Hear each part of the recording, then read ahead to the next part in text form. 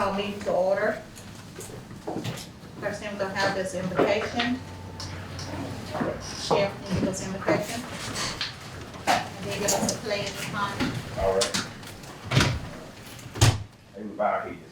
Father, we thank you right now for this meeting on today, Lord God. We pray, Lord God, that the meeting goes well, that everything goes smooth, that it be contentious, Lord God. But we act in the manner of the leaders that you called us to be for our community. You know, it's often said how we're that beacon of light on the hill. Let's be that beacon today, Lord God, and get the business of Adams County taken care of. As we take care of this business, we ask you to take care of our families, our extended families, and everybody in this community. These many more blessings we ask you in Jesus' name. Pray. Amen. Amen. I pledge allegiance to the flag of the United States of America and to the republic for which it stands, one nation, under God, indivisible, with liberty and justice for all. Thank you, Sheriff. Next, we have approval of the minutes for September 2021. Have everybody had a minute? Got a motion by Supervisor Gray, second by Supervisor Wilson. Madam Any President, discussion? yes, I already talked to Ms. Dean about the necessary correction about the, excuse me, about the trip, and I think she got the necessary correction. Okay. So we got a motion with the corrections. All in favor say aye. All opposed, nay. The ayes have it, motion carried unanimously. Next is approval of the docket. Has everyone read the docket? Can I get a motion? So moved. Got a motion by Supervisor Gray, second by Supervisor Middleton. Any discussion? Yes, Madam President,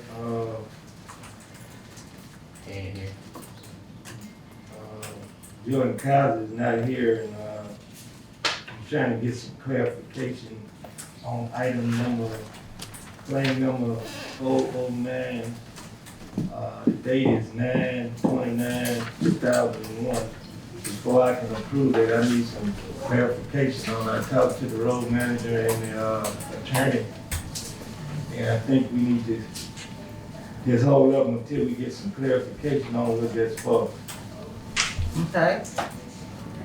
Got a motion and a second, and we're gonna get some clarification before we approve that claim.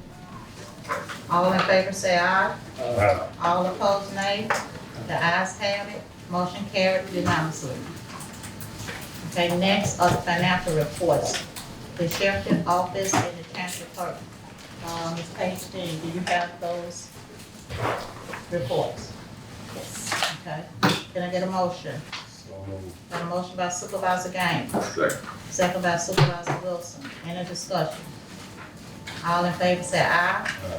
All opposed, nay. The ayes have it. Motion carried unanimously. I need a motion to make the appropriations, the quarterly appropriations. You heard the request of the attorney. Can I get a motion? So moved. Got a motion by Supervisor Middleton, second by Supervisor Gray. Any discussion? All in favor say aye. All opposed, nay. The ayes have it. Motion carried unanimously. Okay, next, we're gonna go ahead and deal with, calendar. Suppose we're gonna deal with that because of this, we're gonna go ahead and deal with that. See how this. Mr. Russ.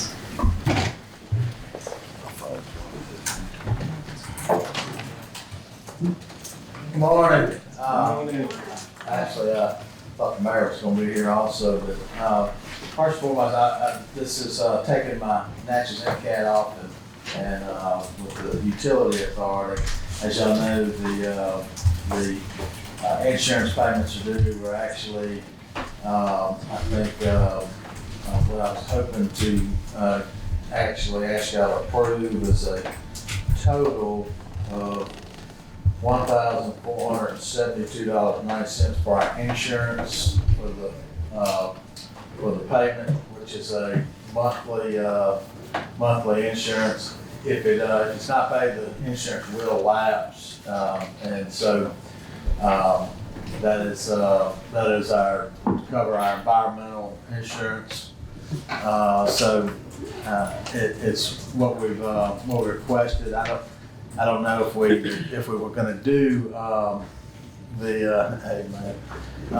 if we're gonna do again, remember we came before the board and asked for an allocation that basically covers this insurance and the minimum monthly expenses of the authority.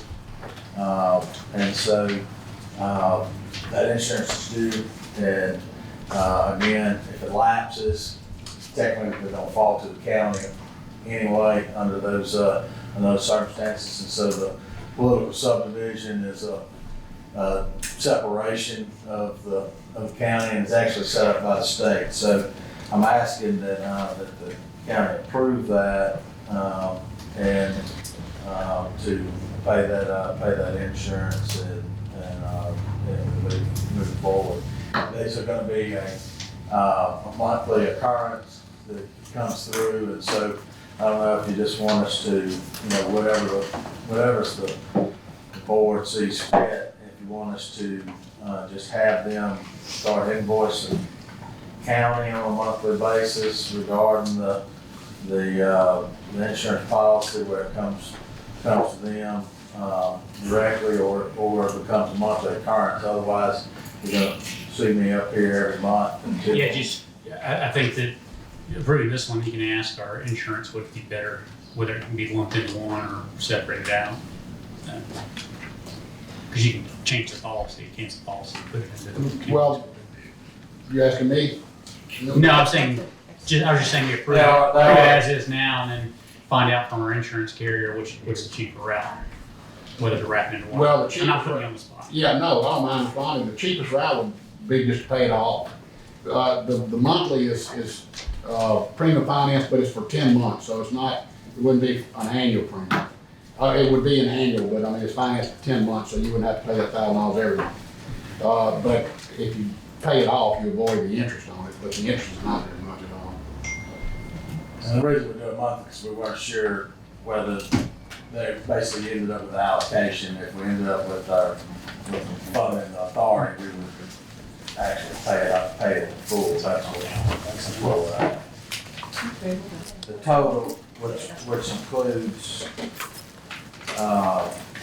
which is $1,472.90, which is basically last month and this month.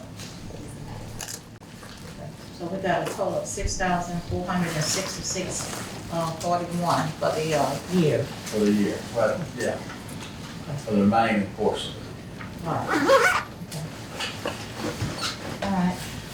You heard the request. I don't know if we did this or not. Did we do this here? I thought we did it, but We did the bond.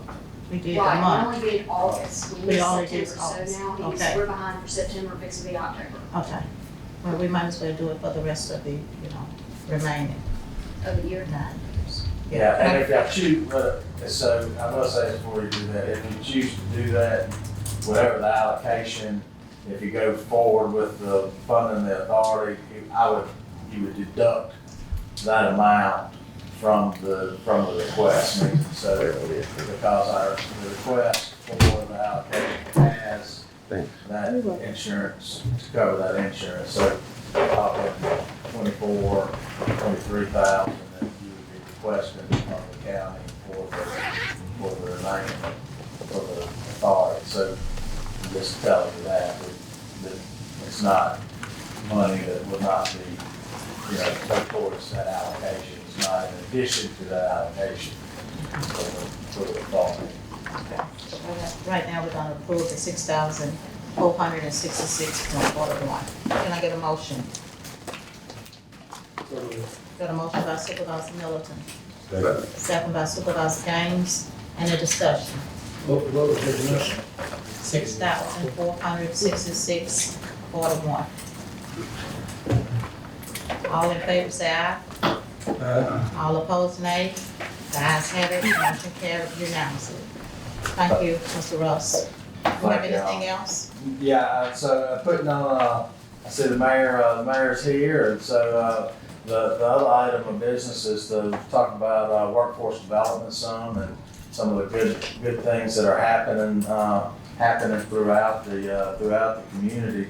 But one of the things that we feel like continues to be of vital importance, we see it as the probably bottleneck in our growth potential, and also the ability for business and industry and the community to succeed is having a solid and trained workforce. And one of the items that we're looking at and would like to do going forward is a workforce training center with a kind of what I would say is a director of workforce development for the community. And this is different. This is separate from COLIN. This is not. I know several of y'all went on the trip to Batesville and looked at that facility up there. It's very similar in nature to what they're doing. What we're finding is that the community college, even the schools are good at having long-term training programs in place, meaning diesel mechanics, things like that but they're not very good at day in and day out. So when for instance with loss prevention services or Delta Fuels, having programs in place at those places that are going to be continuously training employees, whether it's our industrial sector, doing electronics and welding and things, and the changes that are within there have really proved difficult to have programs put in place. And so what we're hoping to do is set up that center that would day in both high school students as well as general population to go there and get the necessary training that's for them. And what we're eventually hoping to do, and I'll turn it over to the mayor. I know he's and let him talk some about it. Is to have a interlocal agreement between the city, the county, and the municipal school district to basically fund both the construction and tooling of that, really through some of the funds maybe that you receive through the the CARES Act and the American Recovery Funds, and possibly earmark some of those. I know those have been difficult funds to find uses and allocation for. We feel like under the guidance from Treasury and everybody else, and talking with those that are studying this on a day in, day out basis, this is a good and significant use of those funds. Our hope is to take those monies that possibly you would allocate and leverage those for additional state funds and potentially other federal funds. So it's something that basically there's a commitment there, and until we get the additional commitments from the legislature and state and other funding partners throughout, that you actually wouldn't be allocating or spending those funds until all those pieces are put in together.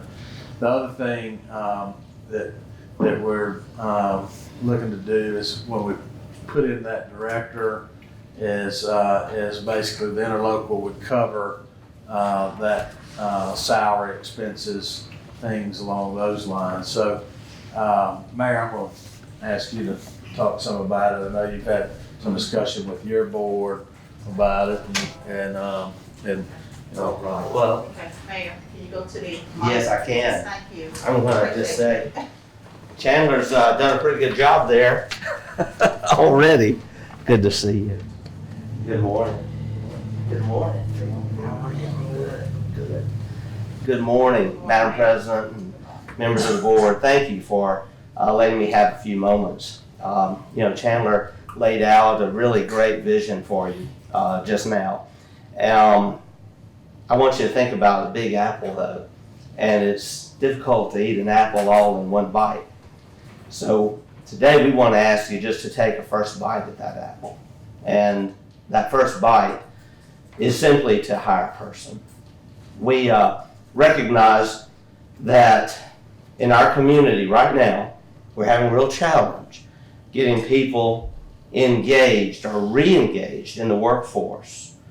And one of our concerns is that as we grow and see more and more businesses coming here, that these businesses who are excited now will grow discouraged when it becomes more and more challenging for them to hire the people that they need. I believe that the challenge is this. We have a lot of people in our community who really deep down would like these opportunities, but they're probably thinking, but I don't have what it takes. I don't have that degree. I don't have that certification. And as a result, they just don't even try. And we've got to have someone who is a motivator to encourage them to try. We already have some great programs going at Colin, at the Fallon Center, Alcorn. We also have an opportunity right now. We're seeing more and more that employers are really liking these job fairs. But all of this takes energy and manpower to put these on. We had just 3 weeks ago almost 50 employers sign up for a job fair. Wouldn't it be great if we had someone coordinating these job fairs on a more regular basis, making it possible for employers and prospective employees to meet? Now the city, the county, we all know we have directors for those really important jobs. We have a director of public works. You have a director of emergency management. What would we do without Mr. Bradford? We have a director of public safety. I'm looking at one right now, your sheriff, our police chief, our fire chief, our director of parks. If these are important responsibilities and we have directors for them, well, why not take that a step further and have a director of workforce development? We're only doing what the state decided to do last year. The state finally decided to create a department of workforce development and just hired and announced their director for workforce development, Mr. Ryan Miller. Had the opportunity to meet Mr. Miller Thursday, and I discussed with him what we're doing, and he got excited. He said, I wish every county would do that. And he said, I will come down. I got his cell phone number. He said, I'll come down there in the next couple of weeks. I'll meet with whoever you want to meet with, and we will help you in every way. Isn't that exciting? We even found out in talking to Mr. Bill Court after the meeting there. Bill is with Mississippi Development Authority. He said, I think there could be funds available to help you with this director of workforce development. Isn't that exciting? Now, we have identified a person. I just want all cards on the table. I know we had discussion last week at our open meeting, and one of our aldermen did say they'd love to see an open process. Well, that's fine. But this is the thing, time is of essence. We all know how politics can be.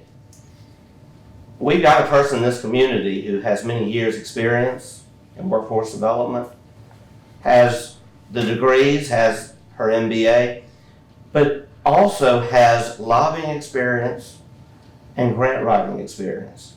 Both of those are going to be very important.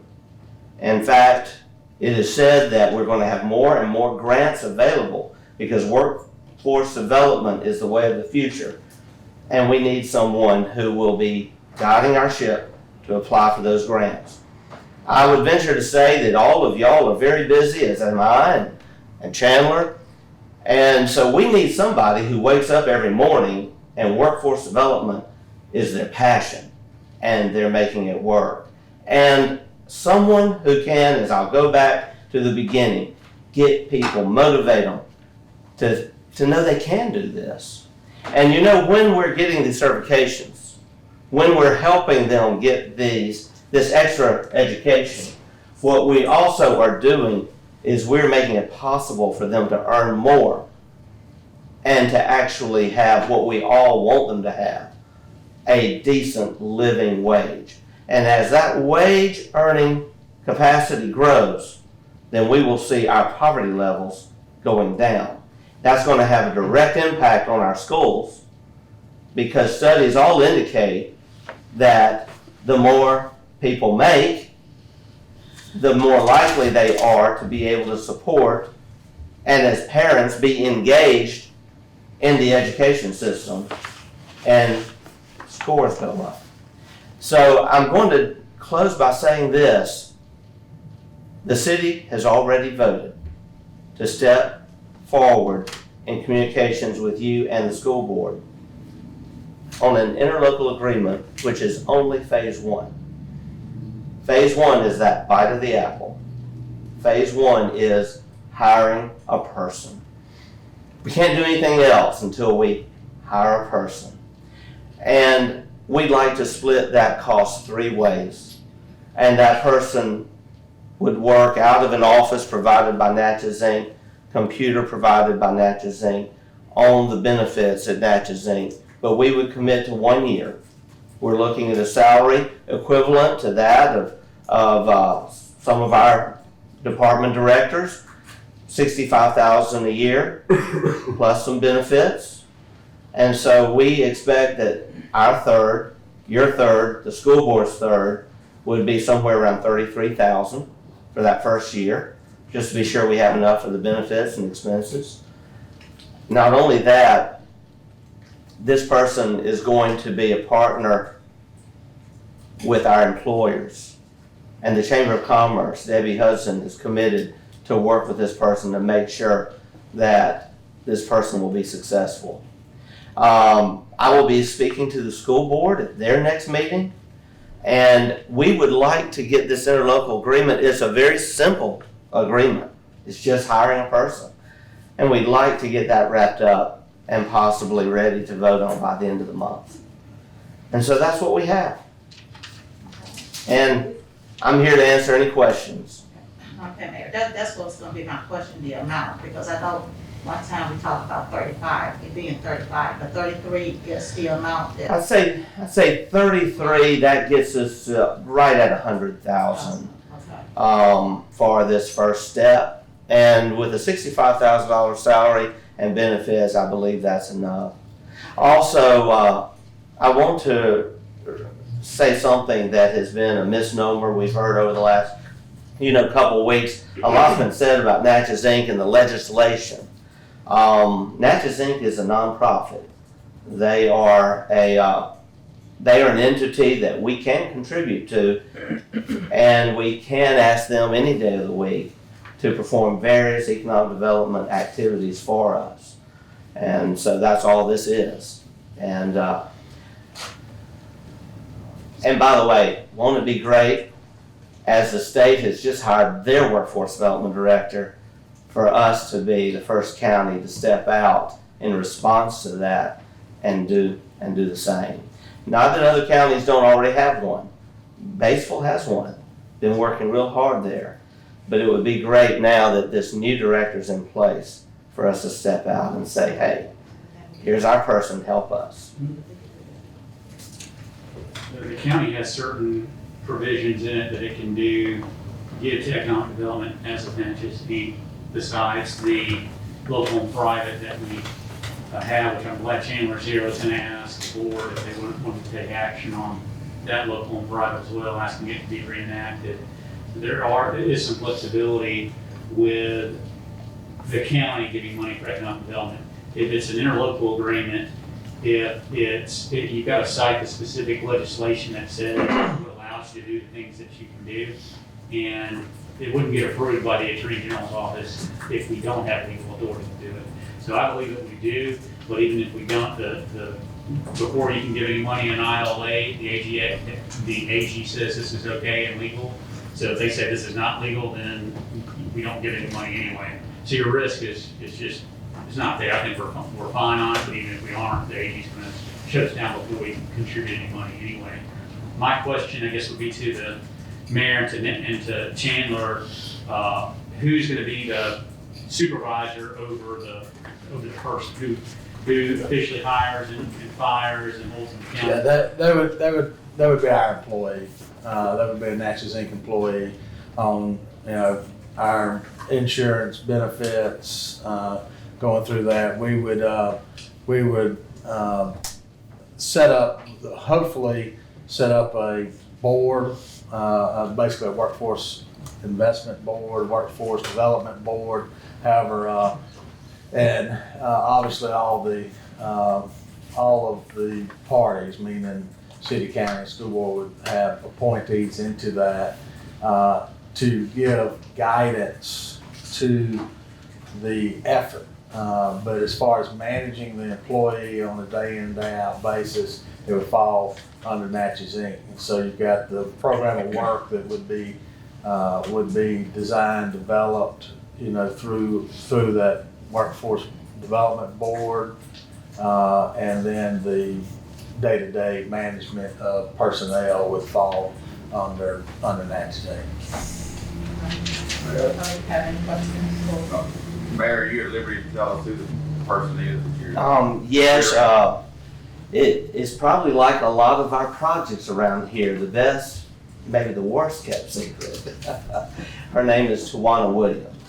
And Tawana is someone with great ties to the community, but also many years' experience, having worked at Colin in the area of workforce development, helped create programs there, worked with the Wynn Job Center, and she's also a U.S. Army veteran and someone who has, I believe, an uncanny ability to work with boards like us and public officials like us to really impress employers.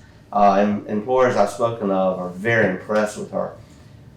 But when I say uncanny ability, to also get down on that level of that worker, that prospective worker, that young person that we're trying to get engaged in the system. And we've got to have someone who talks their language. And I believe Tawana can do that. Very energetic. Madam President, I don't have a problem with, nothing that's being presented, but I do think, we need to discuss this as a board and, with the county administrator and, the attorney to make sure, where we're gonna get these funds from. I know it don't sound like a lot of money, but from what I'm gathering, during these times right here, we're gonna wait till we get the, final deadline from the American Rescue money before we decide we're gonna spend it. But, this is just me saying, and I know we got a lot going on and for money wise, I just don't want to be going borrowing no money. And I don't know what's gonna happen from here to December because this we don't start collecting our taxes till a certain amount of time. We done gave a whole lot of raises and we got a lot of stuff going on. We gotta pay these people for picking up all this debris. And I don't really have a problem with what the mayor and Chandler said. I just think we need to discuss it as a board. And me personally, I would like it better if we had all the players at the table for us, the school board, the county board, the city board, and especially our state legislators. When we went to Batesville, one thing that they did have going on, they had everybody at the table at the same time and discussing everything at the same time. And I'm not saying that our state legislators will have a problem with what we're doing, but it's better to know on the front end that they 100% on board with what we're doing than to find out some other time. So I don't think we have a problem with it, I just think we need to discuss it a little more, and then we got time, because you say it's not needed until the end of the month, right? I agree with everything you just said, yes, sir. And Supervisor Gray, we could definitely have representatives city, representatives county, representatives school board sit down very soon to, hash out some details. And also to look at the job description, look at that salary and make sure we answer all the questions. Now, we'll speak for the city. We're working with Manny McPhillips, who happens to be, the lobbyist for our city-county arrangement, and also happens to be the lobbyist who helped put together the Job Training Center in Batesville. And it's amazing what Manning was able to do with them over just the last 3-4 years. So Manning has offered to help. We also have identified that we can use a portion of our ARP funds for this $35,000. Now, I'm not saying where you should get yours, that's your decision, but we've identified that is where we'll get ours. Let me say this, when we went to Batesville, I think how this really got started, or they say how it got started is, they themselves first started with $1 million. I don't think they had spoke to anyone before they got started with $1 million. And I think they hired a director first. That was their first thing. That's the first thing you gotta do to get started, is to hire a director. And then when they put in their $1 million, the legislators saw that they was serious about this. And that's when they came aboard and said that they will agree to put in their funding. And then they reached out to the federal level. And that's when they agreed to put in their funding. But you're gonna have to start somewhere on the local before you can reach out to the legislators to see that we are serious about this. And once they see that we wanna do this, then you gotta start somewhere. Put in some funding or starting with a director or something to get this going, for them to jump on board. That's right, Madam President. And So I know we discussed this as a board, if you want to sit down and do that and see if we want to get started with a director, because she's gonna have to be the one, or whomever it is, to get out and start lobbying for these funds. And like the attorney said, even if we go ahead and do this and do an ILA, if the attorney general is against this, they'll kick it out anyway. So, I believe it's legal, but even if it's not, your liability is okay because they will refuse it. So we obviously won't do it if the AG says that we can't. And this director, I'm glad you said what you did, Madam President. You gotta start somewhere. Grants are available.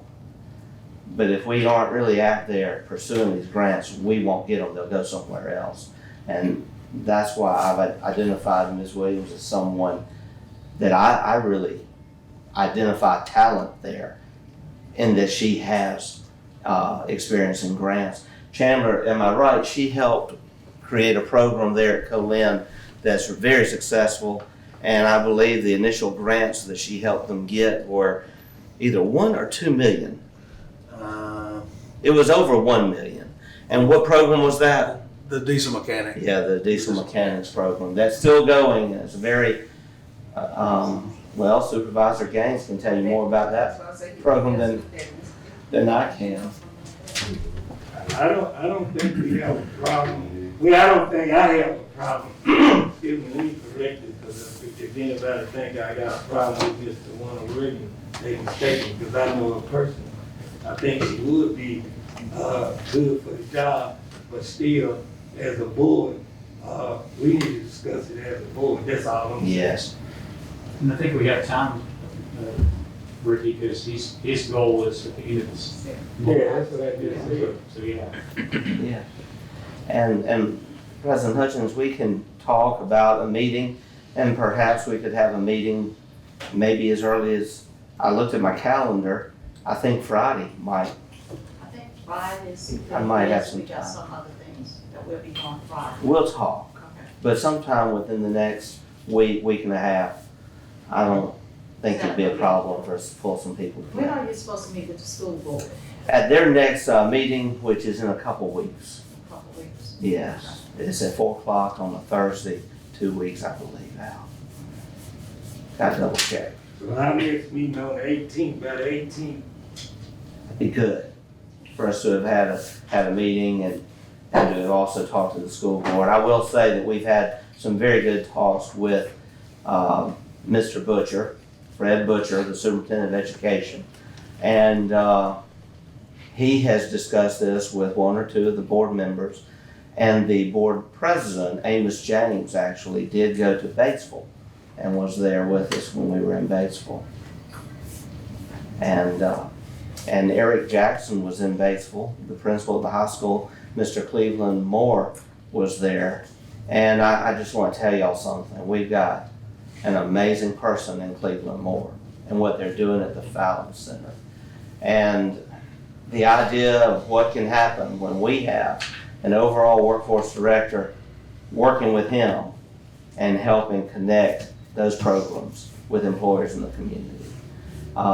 And the school board has already generously said the Steckler building is ours to work with. That is a great thing. Of course, I would expect the school board would continue in ownership of that Steckler building. Grants would flow through the school board or through the city-county arrangement with the school board.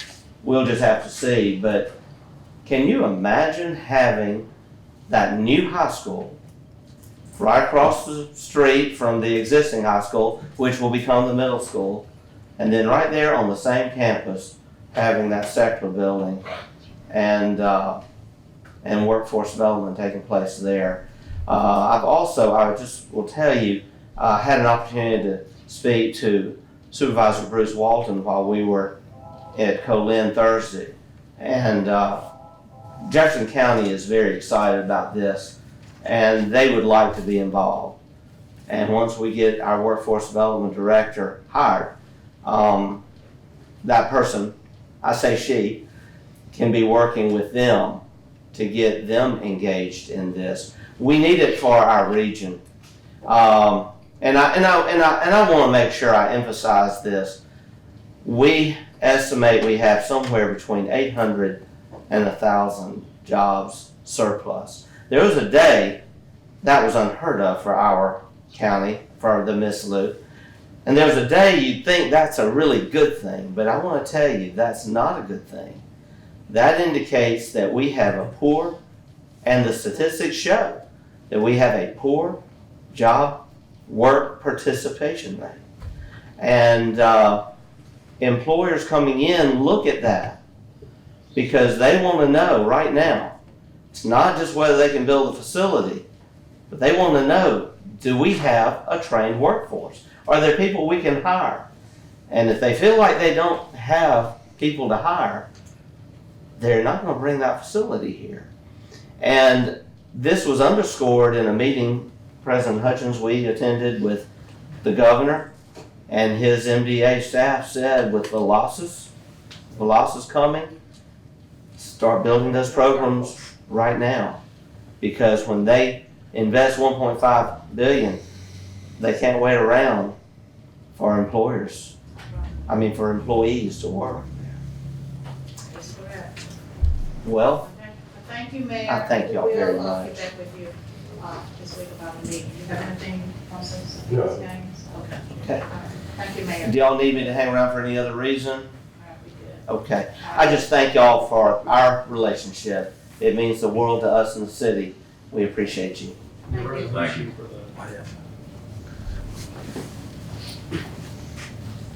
What was that? He was talking to me. Oh, He's talking okay. to me. All right. Y'all, Thank thank you. Bye. Trustee Thank you. Johnny Burns, So, you have something else, Council? yeah, I was gonna request, so what we're trying to do possibly, is get the, in the potential special session that's coming up, or potentially is coming up whenever, if or whenever the governor makes a call, is on the recurring legislation for Natchez Inc. And so, as you know, it expires this year, and so we've got to renew it. One of the things, and what Scott was kind of saying in lawyer speak up there, but so the thing that so there hadn't been any increase in almost 11 years to the organization and to Natchez Inc. And what we'd like to do is have the resolution renewed, but also, so what it basically says is what you're authorized to do or what you're required to do under the law. It doesn't say that you can't do these things. It just says this is what you must do. And so we're looking to have some flexibility in that language. Stuff like, for instance, like the stuff we're doing with the city for Shift South. The stuff that we'd like to be, like MDA, for instance, has given us that $250,000 grant out at the industrial park. And it's a 50-50 match, and the ability for the county to participate in that through the organization, stuff like that, that basically it's hindering us from being able to carry out some of the duties that we really need to do, some of the language. And so we're requesting for now is you go ahead and do a resolution reauthorizing the Natchez Inc. Legislation for the 5-year period. The city has already done it, and so hopefully we'll be able to put it in the special session. I would say we're probably 50-50 whether they'll allow it to be brought into the special session, any local and private, because they're scared everybody else will want to tack on and jump in there with the state's other business as well. But we want to be prepared in the event that there is a call and they will allow us to do the local and private during that session. So that's our request, is that you reauthorize Natchez Inc. for the 5-year period beginning this month through 2027? Yeah, or 2026. I have to do the math. I didn't bring them. So like 2026. Request. Can I get a motion? So moved. Got a motion by Supervisor Middleton, second by Supervisor Gaines. Any discussion? All in favor say aye. All opposed, nay. The ayes have it, motion carried unanimously. You have anything else? The city Thank you. already done the resolution, so I'll get your signature on it and we'll send it to Shannon. Manning is handling that up there too, so he's trying to get us in. Trying to get us in special. Like I said, I think we'll end up waiting for the general session, but so we'll see. Thank y'all, appreciate it. Mr. John Burns.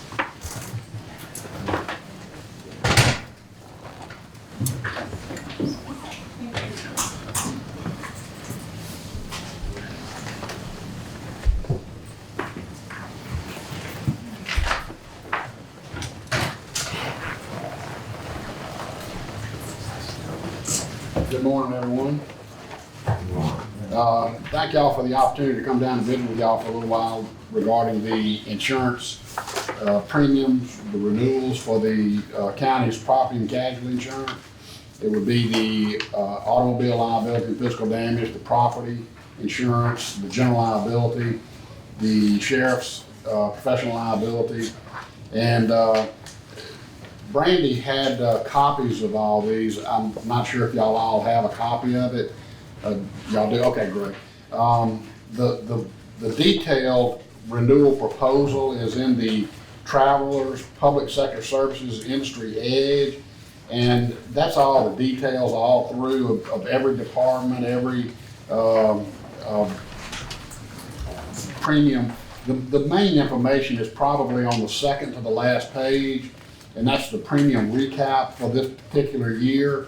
And it lists everything by line, starting with the deluxe property premiums, and that's the total property insurance for the county.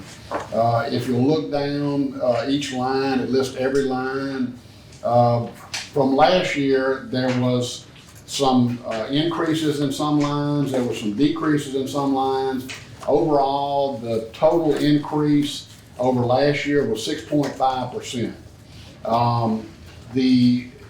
In the property and casualty markets, that's really not that big of an increase. We've been seeing, the markets have firmed up, and we've been seeing some pretty substantial rate increases in property and especially automobile. And unfortunately, the county has had some challenges with some losses in those lines, so it was a pretty good fight to try to keep the renewal proposals down. I've got some items here that will help offset some of those, that 6.5% if y'all decide y'all want to do that, but that's entirely up to y'all. That's the total premiums right there on that particular thing. I've included in there also a recap of the county's losses, so you can see exactly where the losses have been by year. Y'all have had some, in the last 5 or 6 years, y'all had, I think, about $1 million loss on the property out at the old International Paper Company building, and I can't remember, it's Delta out there now?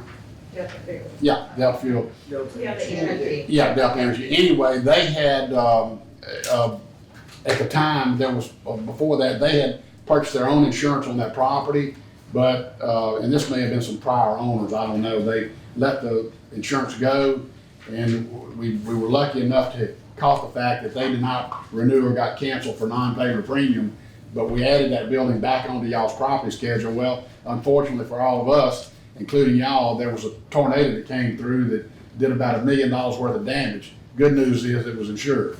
The bad thing is that kind of hangs with you for a few years, but that was one of the more severe losses. But you can see that in the last couple of years, 19 and 20, the total losses have not, they've been improving, and that's great. That's great news for the county. 2018, y'all had a pretty rough year. That was over $1 million in losses that year. And it goes on, if you go through here, it'll go, for example, you can go to 2018 and it'll show you exactly where the losses were.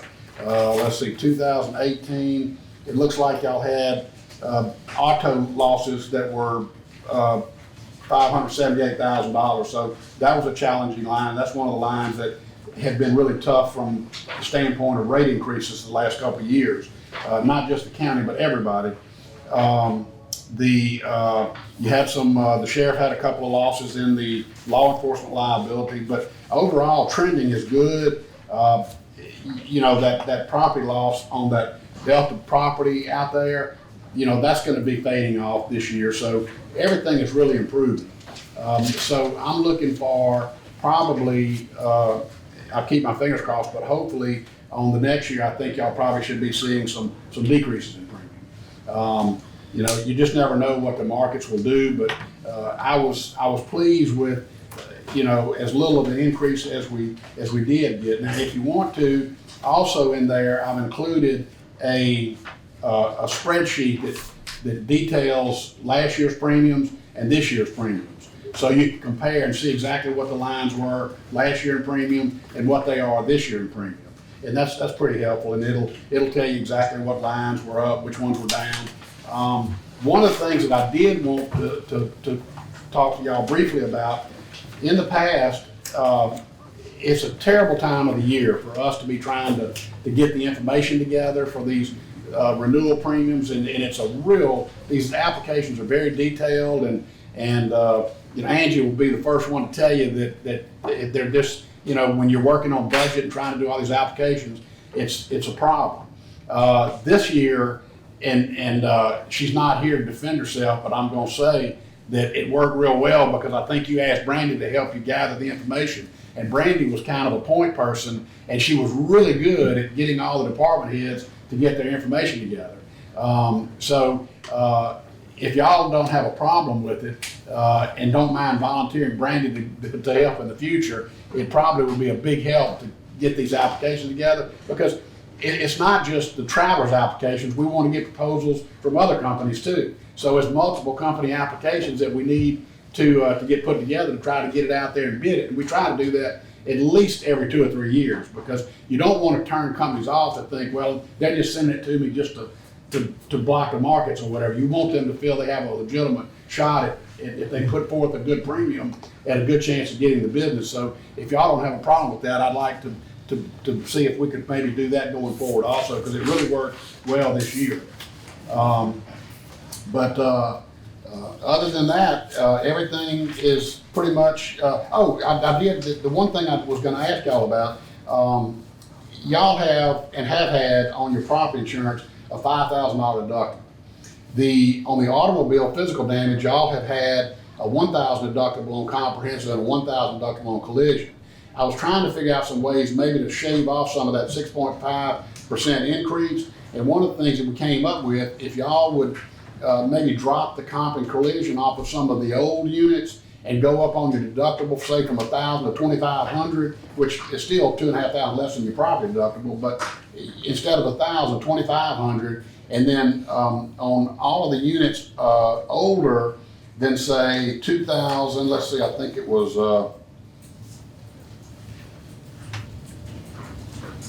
all the automobiles that are over 10 years old, drop the comp and collision on those vehicles because they're over 10 years old. And you know, the values of them are dropped down substantially.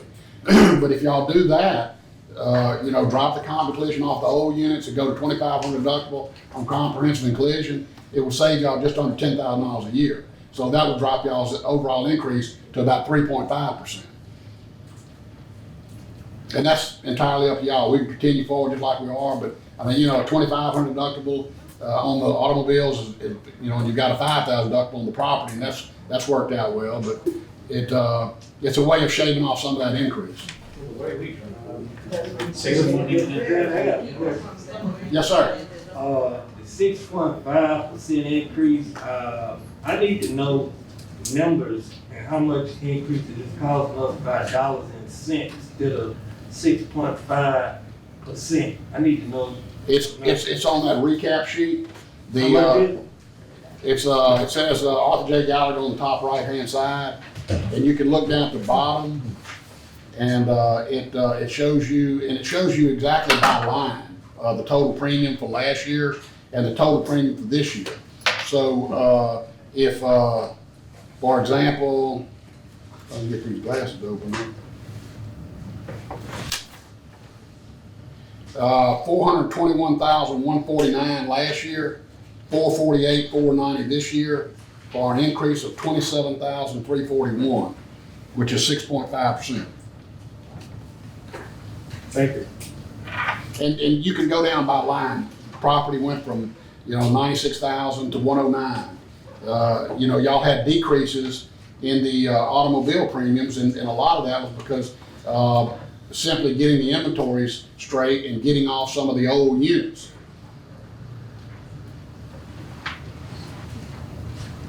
But that'll give you the increases and decreases by line.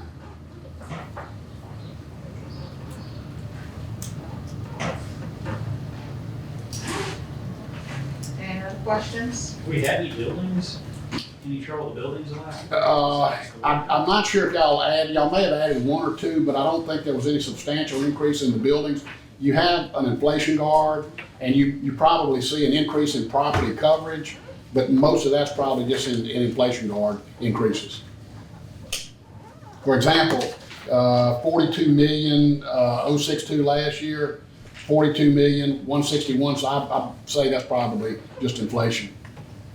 So y'all probably have not added any buildings. I thought buildings would decrease, I guess. 100,000. Why did we have a increase in the buildings? Well, y'all could have very well added some minor small buildings or something, or, like I said, I think, if I'm not mistaken, you have an inflation guard in there that will automatically increase it by a small percentage, and that could be it. Any roofs?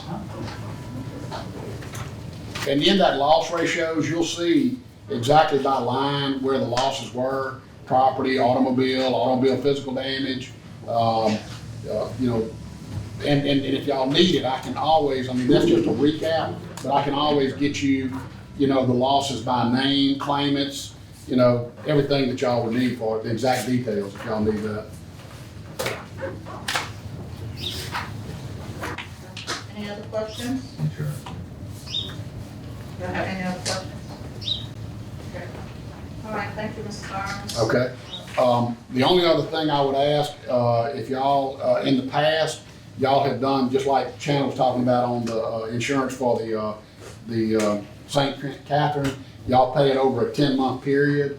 And I would ask y'all just to let me know if y'all intend to do it that same way this year, because I've got the agreement here, and we can go ahead and do that if y'all want to go ahead and do that. We all heard the request? Do Say you that all want to go again? ahead and do the agreement, or do you all want to look at this? Well, yeah, I want- What we need to do? Do they have anything to do with this?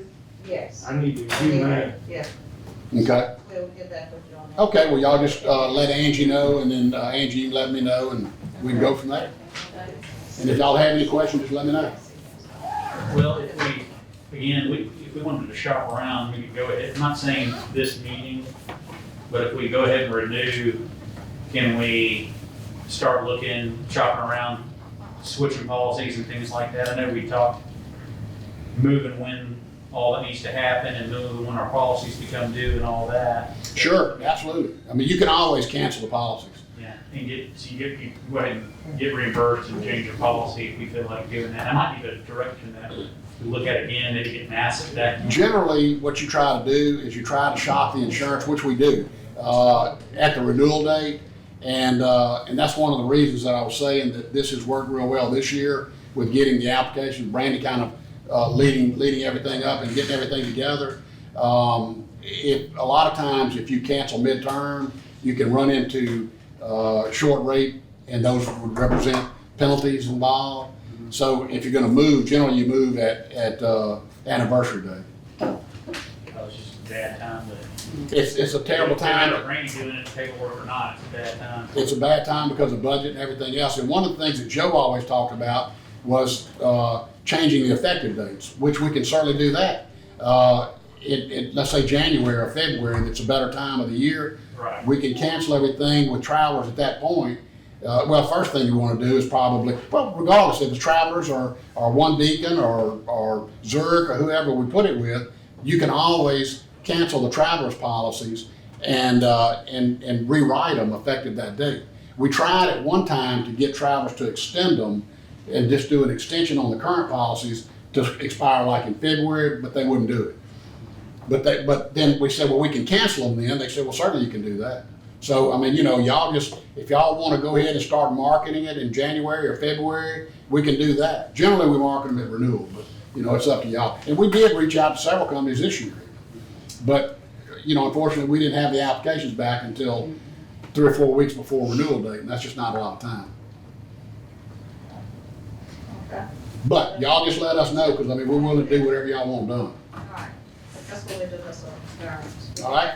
If any of y'all have any questions or anything, just let me know, and I'll be glad to answer any questions you got. Thank y'all. Thank you. Okay. Next on the agenda is Brian Logger with Park Mobile. Is he here? It's gonna be virtual. Oh, he's virtual. Yeah, you need. Mr. Ryan? Virtual. Can you hear us? Okay, go ahead. Okay, hi everyone. My name is Brian Lagarde with Project NOLA. We run the National Real-Time Crime Center, which is located at the University of New Orleans. We've actually been helping the city of Natchez for quite some years now, reduce crime. We have dozens of cameras there. We appreciate the opportunity to help Adams County, and whatever we can do, that's what we're here to do to help. Our camera program is extremely extremely successful. We're the most cost-efficient crime camera program in existence. We're also time-proven over 10 years. We help communities across the country. We started in New Orleans, but we've since spread out coast to coast, helping different communities, especially focusing on violent crime, gang problems, drug interdiction, to illegal dumping. The way our program works is we're mostly funded by donations and by grants, and we use that money to purchase the equipment. We then loan the cameras out so that there's nothing for a municipality or to purchase or county to purchase. What the county pays for is what it costs us, very little that it costs us to receive, record, and then rebroadcast the video back to local law enforcement. Here at the University of New Orleans, we have our own building. It's not open to students or anything, don't want to give you the wrong impression. And we help monitor. So there's been a number of occasions over the past few years since we began helping Natchez, where we call in illegal carrying of firearms, mainly by known drug dealers who are selling drugs. We've taken a very proactive stance with local law enforcement. It's been an honor and a privilege to work with both the Sheriff's Office and with Natchez Police Department. So again, anything that we can do to help, that's what we're here for. And I believe I look forward to y'all might have some questions for me. Anyone have any questions? No, but when can you get it? We have questions You about got- cost, Yeah, you got it. Yeah, about cost. or proposed, that kind of thing. Don't We say have much. some, That's where I want to spend my money. We have different cameras available. Cameras that we mainly use are what are called auto tracking cancel zoom cameras. They can see 360 degrees for multiple miles in each direction where they have clear line of sight. We're able to see, for example, hand-to-hand drug transactions from over a couple city blocks away even. Lighting doesn't affect the cameras. The cameras can automatically detect people versus stray animals, trees swaying in the wind, and it will automatically zoom in on them using a very powerful telescopic zoom lens. And so we get all these really good face shots and then really good vehicle shots. That particular camera, it is $11.50 for us to operate for the first 2 years. So $11.50 per camera, that covers the first 2 years of operation, and then after that it's only $5.50. Now, part of the charm with our nonprofit organization running this program is we also work with homeowners and with civic organizations and whatnot. The cameras that often go on people's homes, those cost as little as $300 a year. So the cost range is anywhere from, say, $300 a year to the ones that we mainly do for law enforcement purposes are $550 a year. So the cost is extremely very little. If an individual wants to pay for some of our cameras, as has been the case in the city of Natchez, anything that anyone pays, since we're a 501c3 nonprofit organization, is tax deductible. So it costs very little. The little that it does cost is tax deductible. The cameras go up, and then of course local law enforcement has access to it. If anyone wants to host a camera and pay for it themselves on their business or their home or their church or their school, they too have access to that one particular camera.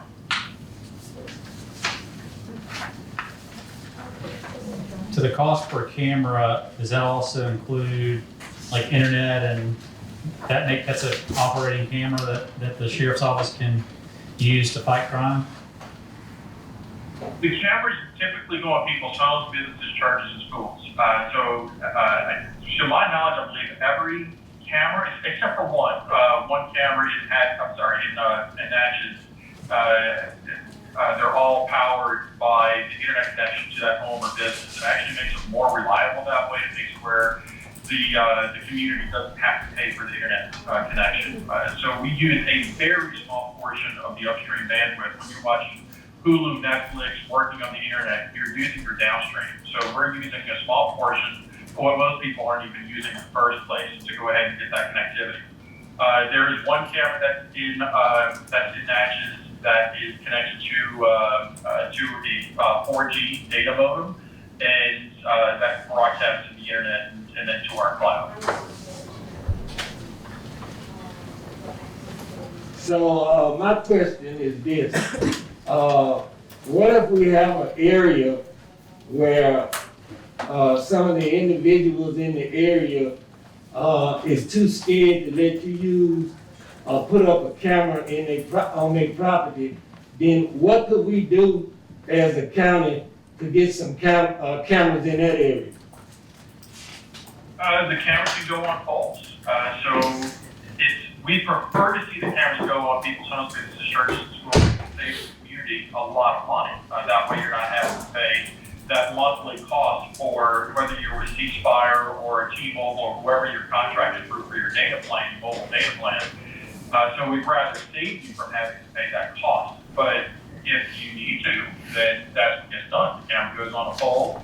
It draws power from that pole. It connects to internet, either via DSL that's going to that pole or to a 4G data modem. Now, of course, you have to pay for the data plan, whoever that might be through. Do you know how much those run? It would probably be, so y'all I'm sure have a discount rate with both the sheriff's office and with the police department and the county as a whole. So whoever your cell phones are through, I don't know if that's through Verizon, T-Mobile, or whoever. In other cities in Mississippi, a lot of times we're seeing an average of around $25 per camera for a data plan. So that's like Biloxi, Hattiesburg, prices we're seeing in different places in Mississippi. Just so the board know, with us, the areas that we looked at, we already got people who are willing to let us utilize their internet. That's good. Yeah, Yeah, that'd be a big step. yeah. So what is the next So step? I couldn't quite hear that was the question. Sheriff, can you say that again? Hello, Brian, this Sheriff Patton, Adams County Sheriff's Office. I was just letting the board know that the places that we have, that we inquired about, we already have people willing to let us tap into their internet. That's wonderful. It's how we routinely do this. Like, for example, we have around 5,000 cameras in the city of New Orleans. The city of New Orleans doesn't pay for those 5,000 cameras. It's paid for by homeowners, business owners, civic associations, business associations. Yeah, the city of New Orleans does have approximately 330, 350 prime cameras that they do pay for themselves. But a vast bulk of the cameras here in New Orleans, for example, are paid for by private individuals. So in reality, the cameras in your area that are paid for by the city of Natchez. There's all of the cameras that are being paid for by certain individuals. By one of the larger apartment complexes there, they're also paying for their cameras. And then of course, we'll be able to add to that, hopefully, with cameras that are provided by the county that y'all get through. Okay. Any other questions? So if we decide to do this, what is the next step? Next step, y'all are doing it as far as like just the county getting involved. The next step would be just tell us how many cameras, what type of cameras you want, or you can just even help let the public know that these cameras are available. So the word is pretty well out in the city of Natchez, but outside of the city of Natchez, a lot of people aren't familiar with our program that they can call us to get a camera. So there's the cameras the county can pay for that pop up on the sheriff's office's screens. But if an individual gets a camera through us, then magically that camera also pops up on the sheriff's office screens, even though they don't have to pay for it.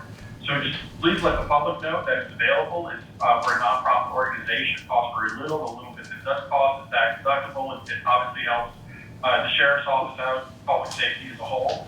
If the county wants to move forward, then you just tell us how many cameras, which ones, we send you an invoice, and we get going.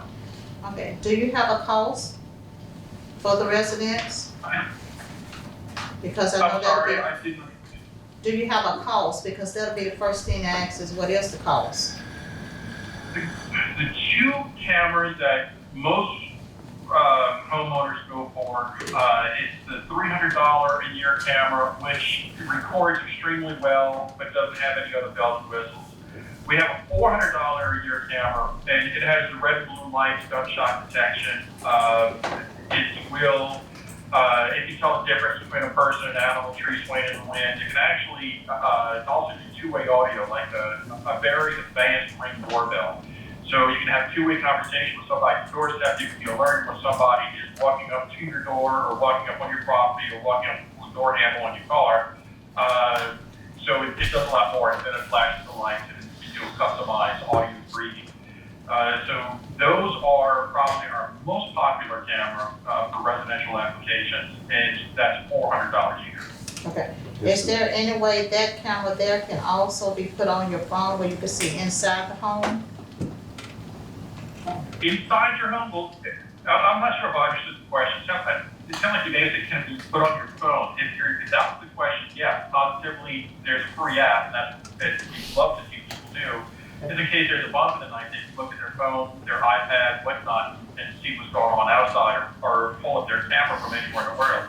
Now, forgive me if I misunderstood the question. If you're asking if a camera can go inside a person's home, no, we very strictly do not put cameras inside people's homes for privacy reasons. I'm sorry, I didn't say put inside the home. I'm saying where you could have an app on your phone where you can see inside the home. She's saying, yeah, sitting at home, she can look outside and See everything. I mean, look on her phone and see what's outside, that's what she means. Yeah. Absolutely, positively, yes. That person could be anywhere in the world, whether they're inside their own home or on vacation in Canada. All they have to do is take out their iPhone, iPad, or tablet, pull out a computer, and they're able to see their camera. You have a question? Yes, I was just wondering, with the three $400 cameras, is there any extra installation fee, or would that $300 or $400 cover the installation also? We're not an installation company. Most of the cameras, now people can use any licensed professional that they wish. Most of the cameras in your area have been installed by a company called South Technologies. They have a local office in the convention center there. Their offices are in Baton Rouge, Louisiana, and then a small office at the convention center, which is not manned. They do rent space there, and they keep equipment there. How much they charge for residential? It might cost a couple $100 for them to go to someone's house and install a camera.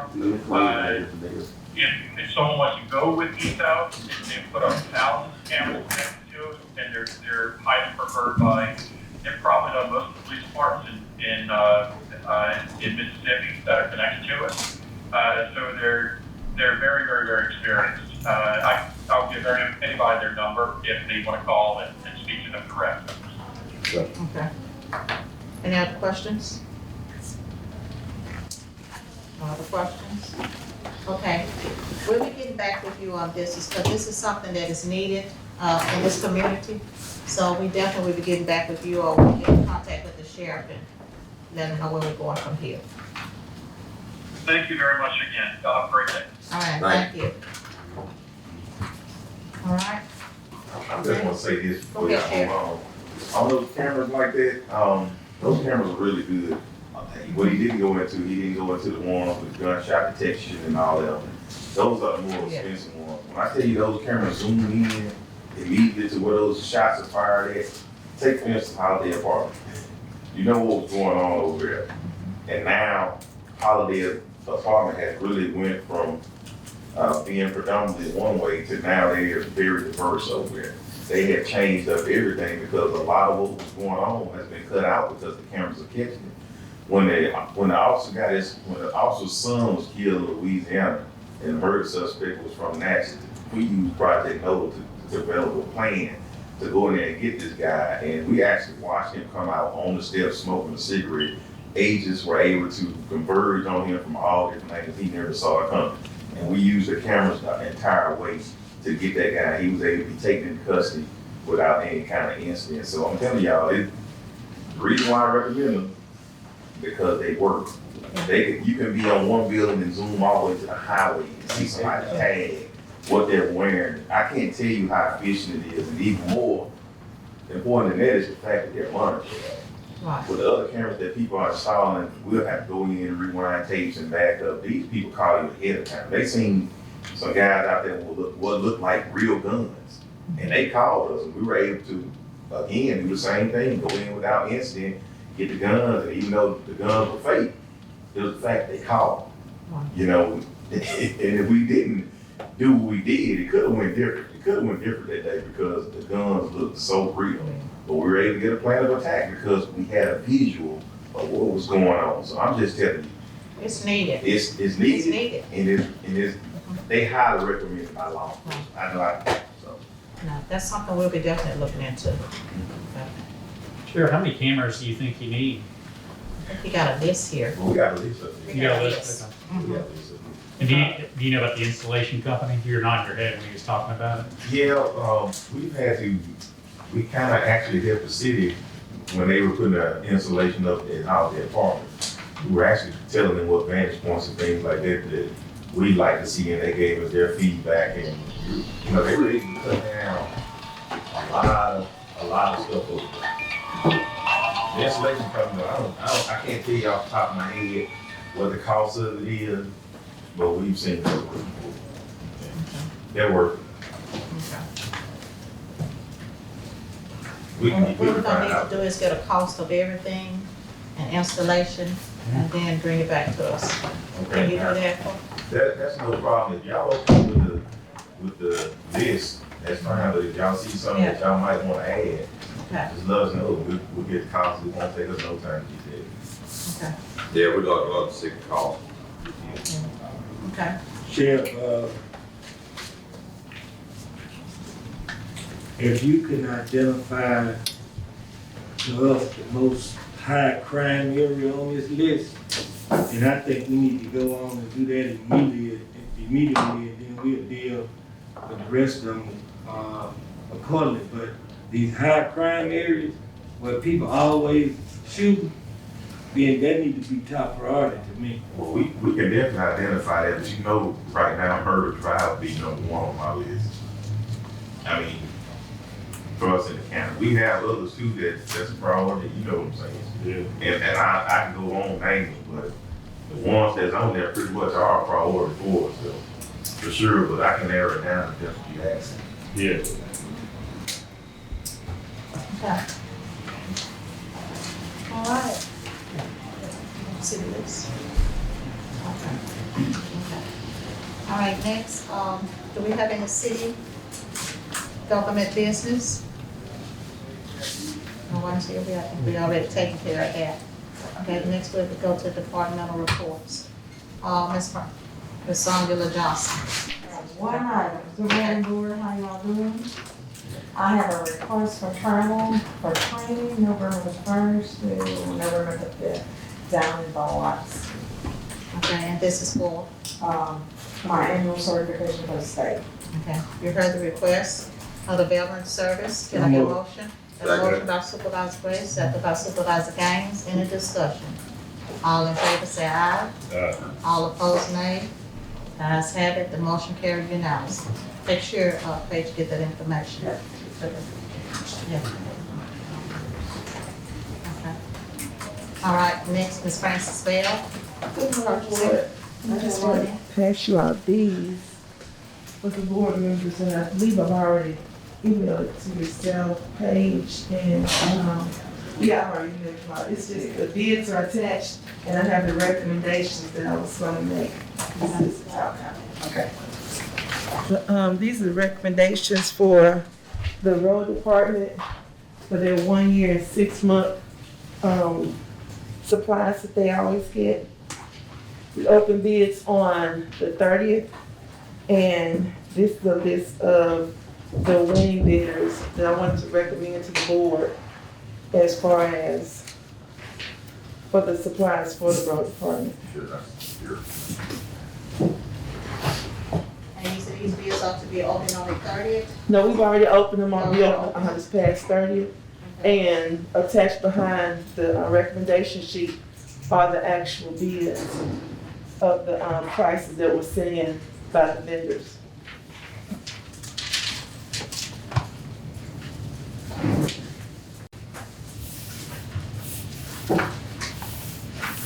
I've already talked with the road department and we were able to get these recommendations lined out for you.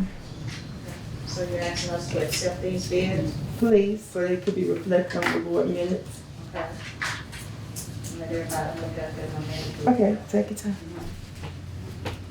Okay.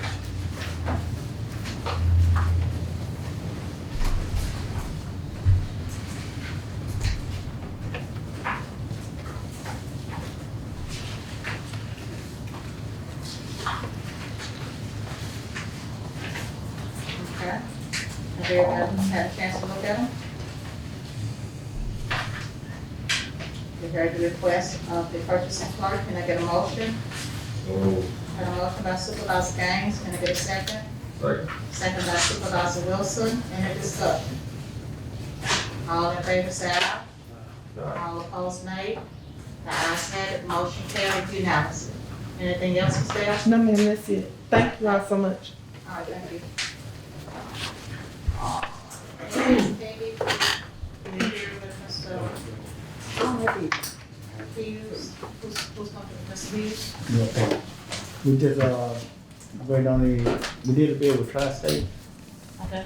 and I'm not sure, are we supposed to, Okay, Mr. Hughes is here because he sent that request on Tri-State. I guess he's trying to get them to go ahead and start right, the, October 1st, as soon as possible? 2021 year.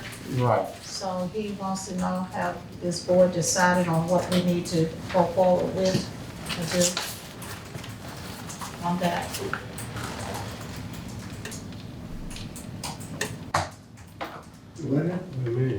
You know, he had came here and asked the board to look over the request that Tri-State had given to do the, go ahead and do the splits.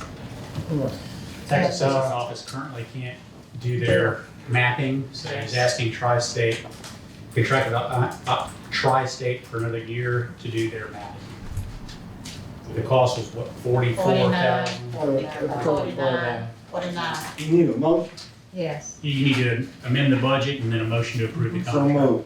Got a motion by Supervisor Gray, second by Supervisor Gaines, any discussion? All in favor say aye.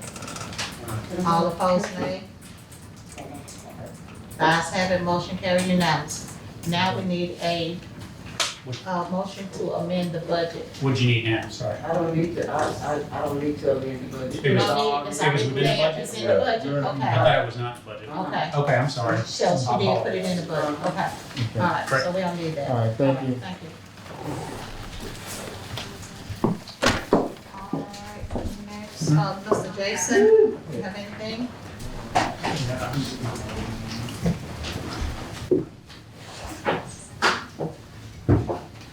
Good morning, board. Good morning. I came to the board meeting last time y'all met about possibly getting our office area, moved from AT&T to C-Spire. Y'all asked me to look into with the cost of board, any more, installation fees. So I called our IT guy, MSU, says no extra cost for installation fees. So the only, cost would be the extra $20 a month. It'll probably take at least 2 or 3 months to install the new lines, and they'll be involved in helping coordinate that. Also, they'll be involved in coordinating getting the AT&T lines taken down. I think Brandon had maybe talked to our IT guy at MSU about it, so I'll give y'all an update about that.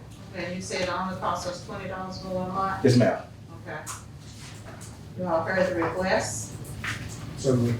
Got a motion by Supervisor Wilson, second by Supervisor Wilson, any discussion? All in favor say aye. All opposed nay. The ayes have it, motion carried unanimously. Thank you, Mr. Thank you. All right, next, Mr. Brandon, do you have anything? No, ma'am. Okay, nothing. If you want to have any questions for me at the moment?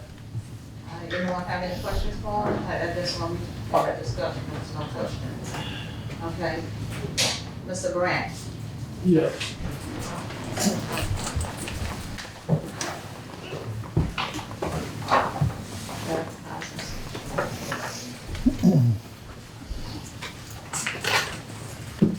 Good morning, everyone. Morning. Brent, before we get started, on the docket today, we stayed a claim on Majorca Road. There was a $5,000 bill invoice that we weren't sure was about, said right-of-ways for Majorca Road. Do you know anything about that?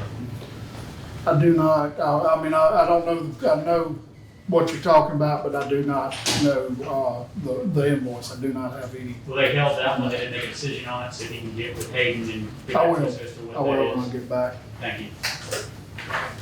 Was there anything else on the docket or anything, any other questions on that? I mean, there's $300 Morgantown Road, which isn't enough, but just find out what that was about, too, if you can. Okay. Thanks. Currently I've got two payouts, one for the Group 1 EWPs. They've, the pay application is for $44,504.89 there that I'm requesting that be paid to Camo Construction. And I have another. That's for Group 4? Group 1. Group 1. Now, this is Johnson Road, Johnson side, there. Let's do that one first. You heard the request. Can I get a motion? Got a motion by Supervisor Wilson, second by Supervisor Middleton. Any discussion? Great, we did that. Any discussion? Yeah, what is this $44,504 for?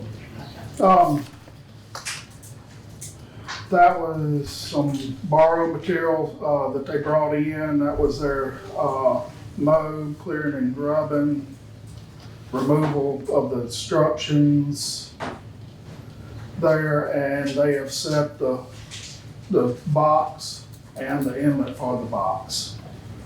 And that's the payment on those.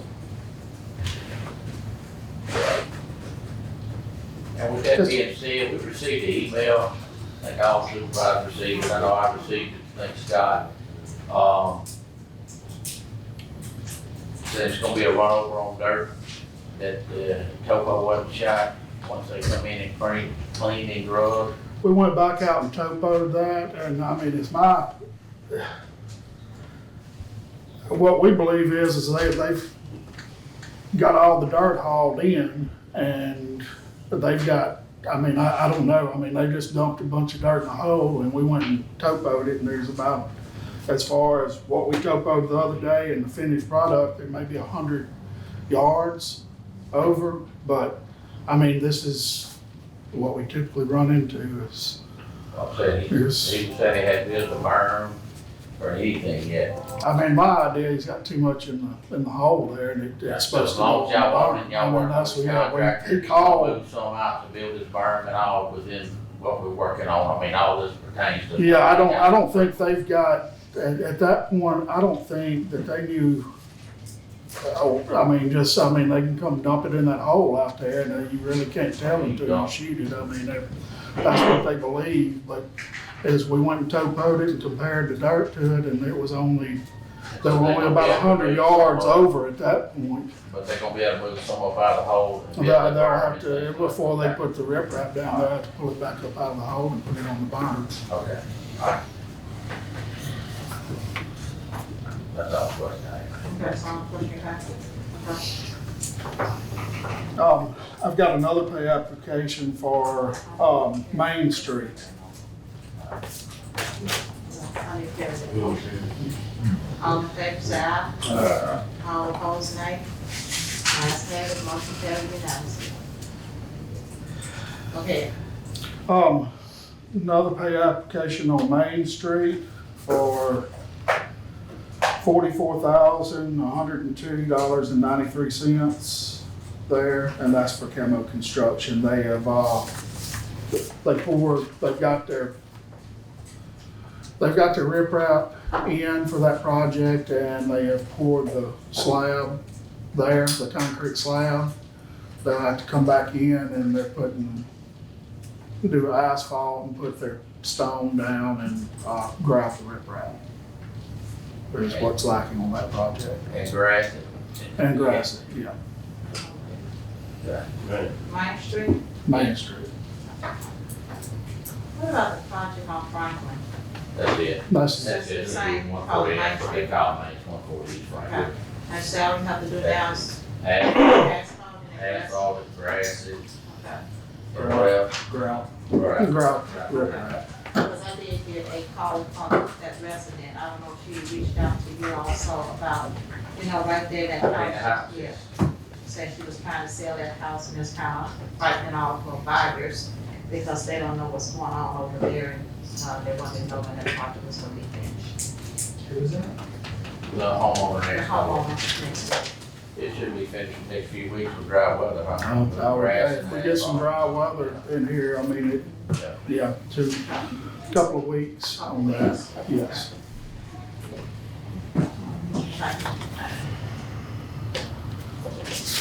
And, Need a motion for that? Motion by Supervisor Gray, second by Supervisor Gaines, any discussion? All in favor, say aye. All opposed, nay. Ayes have it, motion carries unanimously.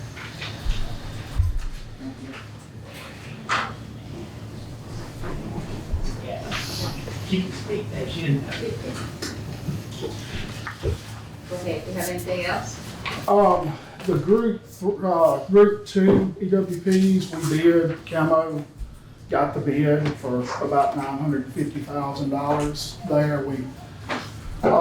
That was over what NRCS would pay, and they have reviewed it, and they requested that we reduce the design down about $300,000 there, and we've been working back and forth with them, and we've kind of come to agreement on the design there, and it's going to reduce $300,000 out of that project.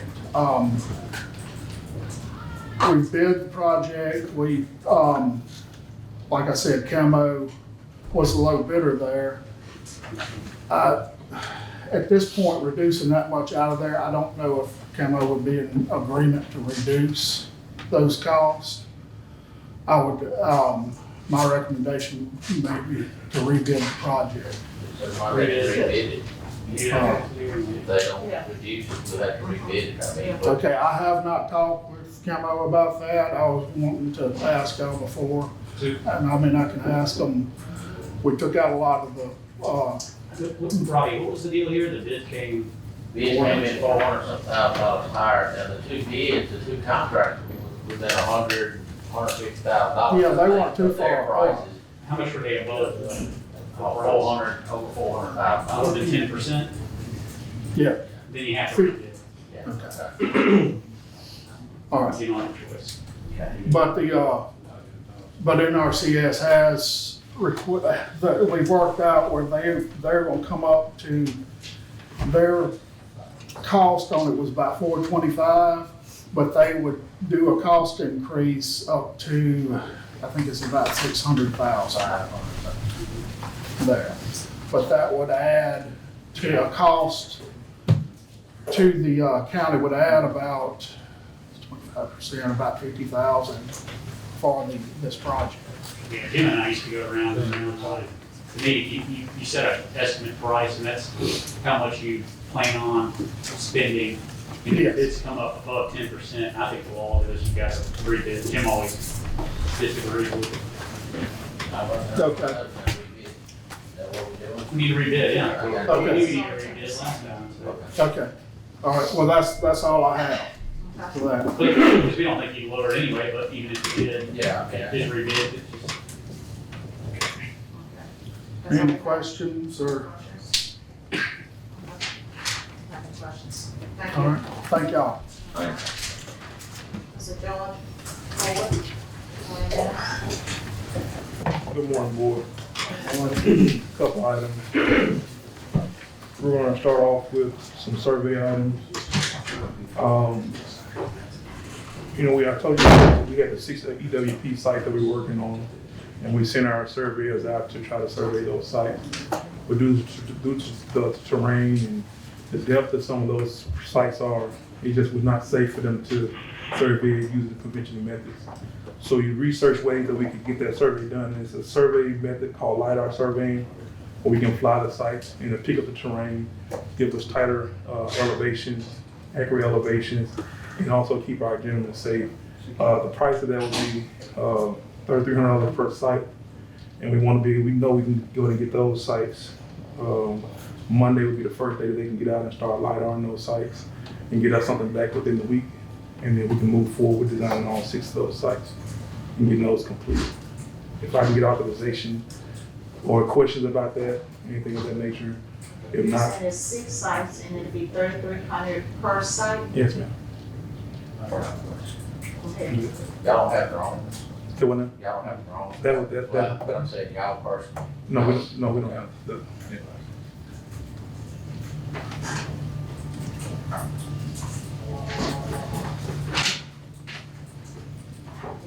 Is 3,300 additional or? No, that's the total for each site. No, not additional. Okay. Each site, so you're talking about $20,000. Yeah, about $20,000, 800, 800. Looking at about $20,000. All on the survey for sites, 6 sites, at $3,300 per site. And those sites are probably going to do the same thing we did on it. Contractor come out of the book, what the contractor price is and what NRCS money allowance is, it's gonna be a big difference to those abandoned sites that he's talking about. We're gonna do the same thing, and then like I did, JJS is going back is from a $900,000 project to a $550,000 project, and they haven't cut costs, and we know the project not gonna be what it needs to be. Mr. Cole, what are your normal fees for surveying? Well, we usually do on an hourly basis. So what were those sites gonna be charged initially? I can go back and check, I'm not I sure. mean, does your fee come off the 3,300, or how does that work? Yeah, so that's including our fee and everything. The 33 including all that. So It's not an additional fee. It's just it encompasses our fee and everything. Oh, yeah. Okay. I mean, he expects yours to fall under the same, was it 12% or whatever Yeah. project anyway? Like I said, Yeah, now, so it used to be in our other engineers, we'd have it all wrapped up into one, but he's kind of taking on these projects or whatever. yeah. And like I said, the initial cost that NRC projected for these projects was well back, and the sites have gotten double, triple in size since they had those projected costs for those projects. And that's always been the case. I mean, What just happened to the gentleman ahead of you, that's what's gonna happen to these. Sometimes it takes so long to define it for them. Over the years, things happen. Okay. You all heard the request? it's either that or get rid of the projects. Got a motion by Supervisor Gaines, can I get a second? Second by Supervisor Gray, any discussion? All in favor say aye. All opposed nay. Ayes have it, motion carried unanimously. Do you have anything else, Ms. Ford? Yes, the baseball fields, Chesterfield Park, and the 3 adjacent softball fields. We was asked to provide a quote to perform the survey for those 4 locations. And so our survey came back with $9,860 to survey all of those sites, and they should be using our conventional method to do those. So, with that, heard the request of the engineer, can I get a motion? Got a motion by Supervisor Middleton, second by Supervisor Wilson, any discussion? Yeah, how long do you think it'll be, you get the, It'll take him approximately 2 weeks to survey all baseball fields, and it'll take him 2 more weeks to get all the CAD work and everything done and back to the architect. that's good because it's from that 2-week period, when we have those surveys, you're looking at a 3-month period till our architecture plans are done. Starting after that survey, we're looking at 3 months before we can get a report to, you know, what's his name, Andy and all that, yep. Now, just keep in mind, just to be transparent, this quote was given based off just what we thought would need to be done. We haven't received any correspondence back from the architect as to what they actually want. So this is just what we typically do with a survey for baseball fields and everything of that nature.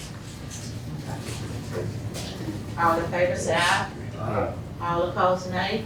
The ayes have it, motion carries unanimously. 26 Cleophea, we're meeting today with NRCS to discuss their requested design for the site. Like I said during our previous board meeting, we have a design. They feel that we slightly over-designed, so we're meeting with them today to outline their design and see what they want for the site and make sure that it works. If not, we will respectfully request that we go forward with our design following today's meeting if we can't come up with an agreeable design based on what NRCS is requesting. You heard the request? There's no need for that. Yeah, he's just giving Okay, we just need a, update on that. This is really good because he's meeting with NRCS to find out what falls within the funding, which is what we've been asking to do for years. And it's meeting good and help maximize what we get out of the grant. At the same time, we don't want a shoddy project either, so keep it down.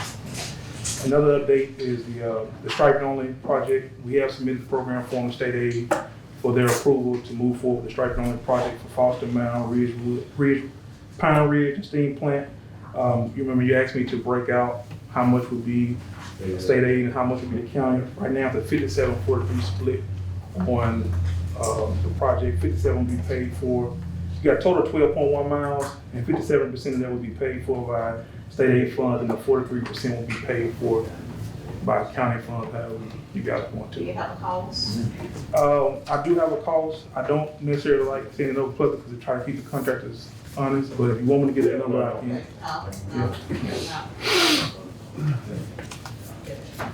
And then the last thing I have is Burke Road, the flat project. Of course, we met and moved forward with that project when we was preparing our contract for the professional engineering services. We did come up with the idea that we know the county has a match for that grant. And so we reached out to state aid and they said that if we were to program that project under them and we could use state aid funds as the county's match for that project. So we would just have to submit a program form telling them how the majority of the project would be paid for up under the flat funding, but professional engineering and this portion of the construction would be paid for using state aid funds. If y'all would like to move forward with that one, y'all can just use the state aid funds for the match for that project. Yeah, that's maximizes your federal grant. All right. So moved. Supervisor Middleton, second by Supervisor Gaines, any discussion? Without Gaines. Yeah, you did it first. Okay, you see it first? Great. I heard it. They got triple. Okay. Great. All in favor, say aye. All opposed, nay. The ayes have it, motion carried unanimously. All right, so we'll go back and we'll prepare that program form, submit it to state aid. Once it's approved, we have to submit a revised MOA with MDOT, and then we'll be able to use the state aid fund for the match. Are there any questions for me while I'm here? Any questions? I appreciate you all's time. Thanks. Yeah, I do have a question. Have you heard anything else on a raise grant? What about the raise? I have not heard anything. I can reach out to Ms. Brenda Buck and see if there's been any decision on that. Okay, great. Thank you. Mr. President, I'm gonna have to give my report, because I got to go. I need to give my report before I go, if that's okay. All right. What do you make for me? Let Ms. Gray give this report. Thank you, Madam President. I just need to set the record straight on something, and I hate to do this, but I got to do this. Supervisor Miller. Have I ever talked bad about any black elected official or any other elected official in this community to you? Thank you, sir. Supervisor Wilson, have I ever talked about any, let me take this out so they can see. Have I ever talked about any black elected official or any other elected official to you? No, you have not. Okay. Supervisor Miller, you ever heard it come out of Ricky Gray's mouth that I did not want Faye Minor to have a job in this community? Have you ever heard that come out of Ricky Gray's mouth? No, sir. Supervisor Gaines, have you ever heard that come out of Ricky Gray's mouth that I never wanted Faye Minor to have a job in this community. Supervisor Hudson, have you ever heard it ever come out of my mouth that you heard me say I never wanted Faye Minor to have a job in this community? I would not answer that question in this meeting. Thank you. Okay. There's been some, Supervisor Gaines, you said something last meeting, and I agree with you 100%. There has been some wrong information passed on to some people in this community, causing some confusion, saying stuff over across the internet that I said things about black elected officials to the white elected officials. And I have a statement from everybody in the city that's elected. And they said the same thing that y'all said, but two individuals, that's Mr. Alderman Frazier and Alderman Felicia Irving. Now, in 6 terms in this community, I never threw a brick and hide my hand. Because if I throw a brick and it hit you, I'm gonna let you know I threw the brick.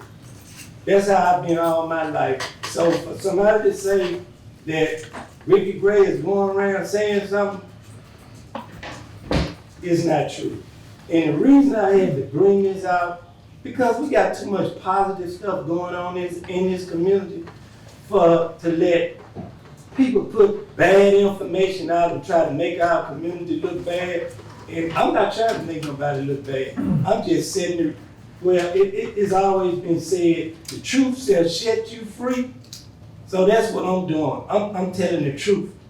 And if it come down to it, Sheriff, I will let you give me a lie detector test about what Ricky Gray saying. I wouldn't let everybody else do that.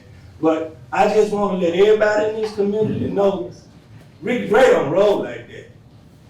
And if I ever say something that I'm wrong about, I'm man enough to say I was wrong.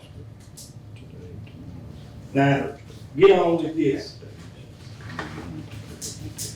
Mr. Dollar, I have, well, they took care of the EWP project. Mr. Attorney, have you contacted the election commission about that little issue? Yes, Ricky, and everyone should have a copy of not just their own district, but everyone's district's voter purging. Okay, thank you. And last, Madam County Administrator, through the attorney, we got some people, I don't know if they slow, they behind on their taxes or whatever the case may be. And what we need to do we need to write them and let them know we need our money?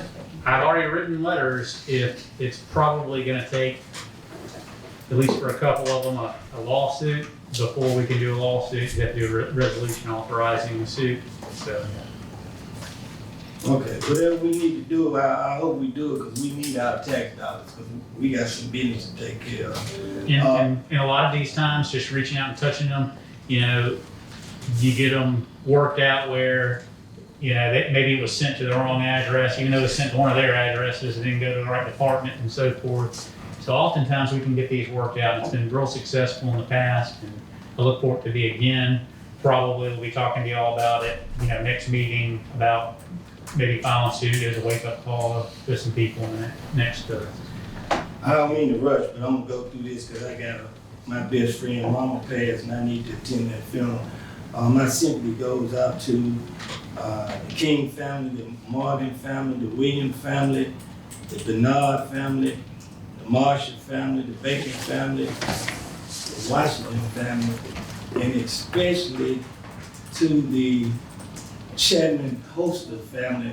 This young man played basketball in this community named Frank Chapman. About 3 weeks or a month ago, he lost his dad and his brother in a house fire. And last week he lost his mom, so that's kind of rough. And Mr. Cobb, I really didn't know Mr. Cobb like that, but I witnessed something I have never witnessed before at a funeral. And Supervisor Gaines was there, and it was on Norwood Road, and they had so many horses at the funeral. I ain't know what to think. I ain't know what it was. I'm like, what is going on? But evidently he was a real popular man because if you own the horse, you probably at that funeral. And I ain't never seen nothing like that in my life. Madam President, that concludes my report. Okay, thank you, Supervisor Gray. Mr. Darren Smith. Good morning. Good morning. This past Saturday, we had a mask and hand sanitizer giveaway at the safe room. We handed out from between 500, 600 masks and hand sanitizer. And also I appreciate, I'd like to thank everybody that came out and helped. I need some approval. First one on fire hydrants. Looking to see if we can get a hydrant put in White Oak. That's off the Red Loop. Sandpiper Road, Cranford area, Emerald Mound Road, Emerald Mound Road area. And I talked to, I think, Ms. Montgomery in your district about hydrant in the Lagrange area. Counting the hydrant is like 24 hydrants in the Grange, Greenfield, and the South Wind area. So you have a lot, unless it's a certain location where you're trying to, do you know exactly where she? I'm not sure what location she's talking about, but I can, we have a number, and we give her a number. Yeah, I told them to look into it, and I said I counted them, and most of the hydrants are on the corners of those streets. And I know Lotus has two, one on the corner, one in the middle. I'm not sure where she's talking about the location of the ones. Okay, because I know, like I said, I was looking, and most of them have hydrants on each one of the corners coming off the main road. But now, if the neighborhoods or the roads that she might be talking about had like 2-inch lines, they're not gonna put them on 2-inch lines. And I told her also about the flow of the water too, the pressure of the water, stuff like that. Yeah, that was about the 2-inch line. The 2-inch line, they won't put it on there because of the pressure. Right. Okay, so need. The other areas you were speaking about is the lines of 4-inch. Yeah, I checked into that. White Oak is 4-inch. Sandpiper has a 4-inch line. And they said Emerald Mound has a 4-inch line. They have two already on there, but in that curve, right before you get like McGee, some houses up in there, they're looking to try to see if they can get some. But I need y'all approval before we can do that. And I also would like you to look right there in the area of Cleota Heights, where you're talking about, out there in Brahma on the backside. Okay. They had a house fire there, I guess, 2 months ago, and they had to go all the way, come out to get water, trailer fire. Rob, you know what we're talking about down at the end. So while you're looking at it, we're approving, I want you to look at that side also. All right.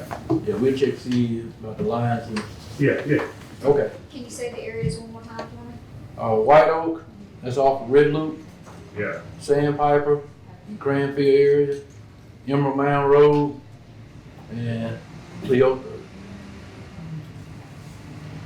Yeah, before we get into, then we have to have y'all approval before we do the hydrant.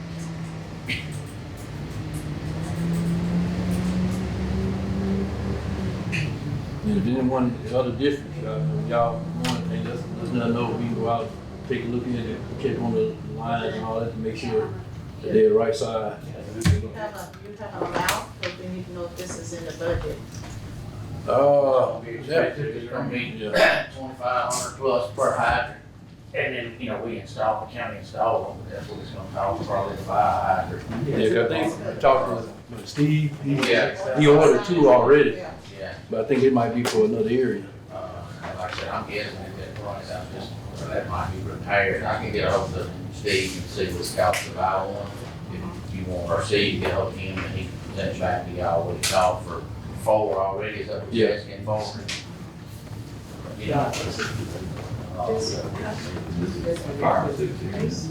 This is something This else. is- That's something else, Yeah, that's something else. Yeah, those about the hydrant just came up between the last meeting. Yeah. I'm confused.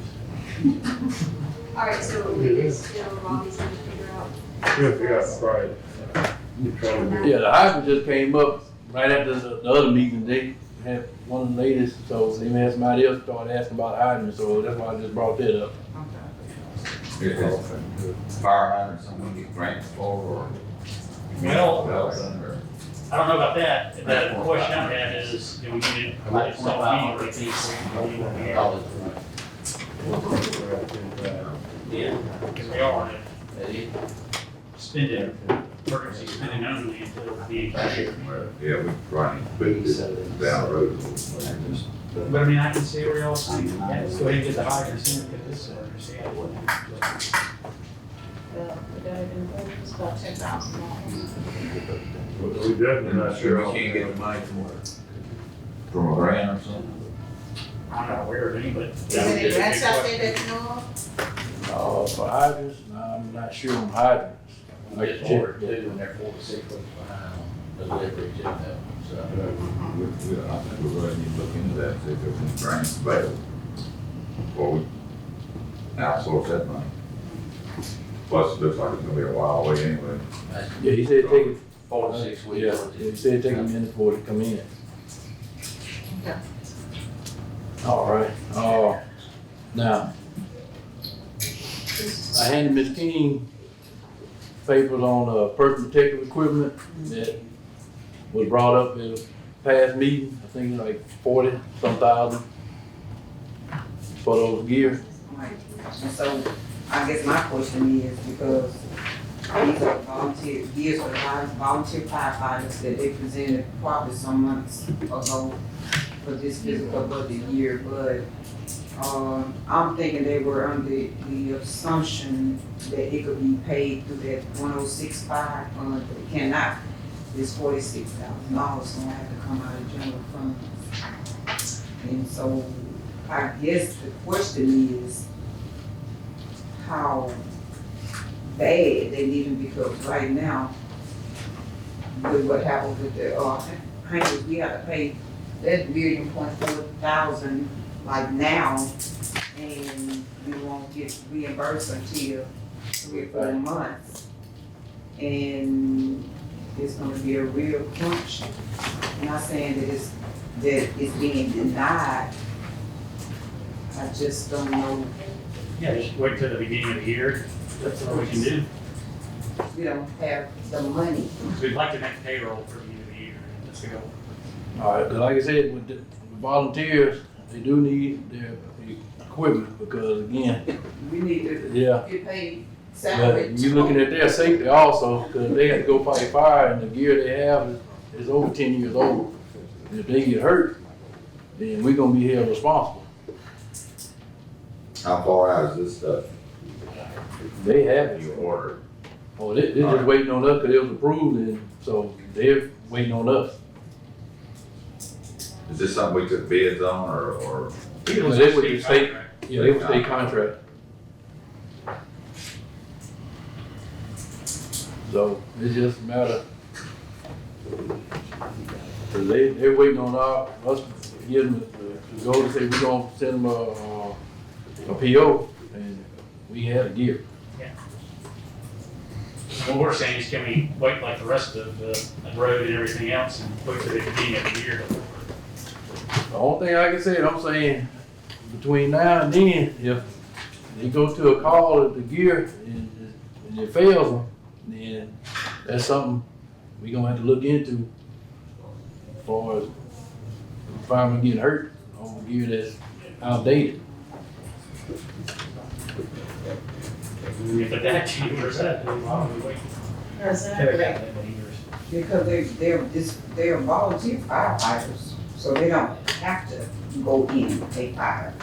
I wouldn't say that they can volunteer now, I wouldn't do that now, because one, they come out, they don't get paid to come and respond to these calls, and they come out late at night and everything else just to help.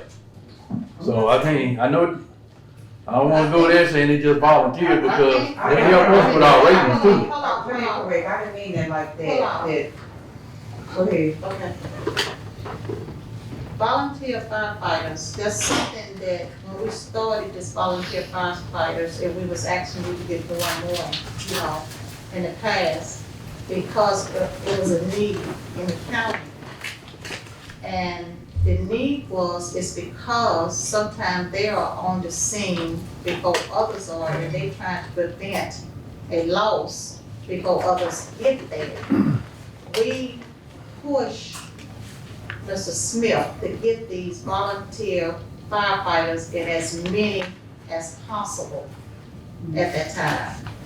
Because sometimes people was losing homes in the county real fast before the ones could get there for the city. So sometimes they are on the scene in the home fighting that fire before others get there. We don't, So- we don't go in the fire. They can, we have 13 that's been certified to level 1, and they've been trained to go in. And I'm not saying they're not, let me correct this. I'm not saying it's not important, or they're not important. I'm saying that the year, because we might have 15 volunteer firefighters, but we don't have 15 active volunteer firefighters. But the ones put in, those are the ones that are active. Okay. And they just do more than just structure fire. What I'm They got, saying is this, why can we order some now and some later? You know, do we have to order 15 today? Or because everybody else holding off? Because Let me ask you this here, on a level, who has the level 1? All of them, most of the active, like all our chiefs, maybe except for one, has level 1, and we have some more. I think it's maybe 12 altogether. I can't really think of the names. I think 3 of them not with us anymore. But I know Donald Johnson, Billy Haley. Well, there's more than that because we had 2 that's not here anymore. But then, let's see, I can't call it right off the hand, but again, the ones we got orders for are the ones that actually go out. And like I said, I don't want anyone to get hurt because we got outdated gear. Because like I said, even grass fires, they might have the gear on too, and they right up on grass fire. And the same thing with structures, so if they do decide to go in. So you're saying you have 15 active volunteer firefighters? They're pretty much, they'll show up, yeah. And all of them have expired equipment? If they're over 10 years old, yeah. Cause last one we had, got one back in Kingston, so they should be, no, I ain't gonna say 10, they close to 10 years old. 'Cause I think we got when I first came in, so that's about 8 years. But the gear, it all depends on the use of them also. so we have not purchased any of this equipment in 10 years, almost 10 years, is what you're saying. Yep. And we got that one through a grant. My question is this, Okay, Madam Supervisor President. Banks. My question is, I'm not denying anything, I see y'all going back and forth about this and that. It's not that nobody pointing in my book, my question is, do we have the money at this point? To not denying what you need, the question is, if we have the money, we can do it, but if we don't have the money, you can't do them all right now. It's just that, that's what I'm asking. I know what, do we have the money to be able to do it right now? The question is, will we have money in December is the Oh, we didn't question. have money at the first of the year, we just don't have it Yeah. right now. Okay, That's all we're saying, is wait until. That's all I'm saying. I mean, I don't get into it. Yeah, I understand, but, and then I gotta get with the company because they was told around October 1st that we'll be purchasing the equipment. And I had to explain to them when they got it waiting on us and see what they say also. But this equipment is not going anywhere, right? I hope not. Right. So We can't get another grant? You said the first equipment came on, Now, we've right? been trying to get through a grant, the grants, not guaranteed, this here. The equipment just waiting on, like I said, waiting on us to send them a PO and they'll bring it and deliver. what about that EMOS, the pond, can y'all use That's medical.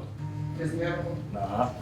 Who applies for grants for stuff, these things? Do you dare do it, or does somebody else do that? Yeah, it was along with Southwest. Usually Southwest, it's still.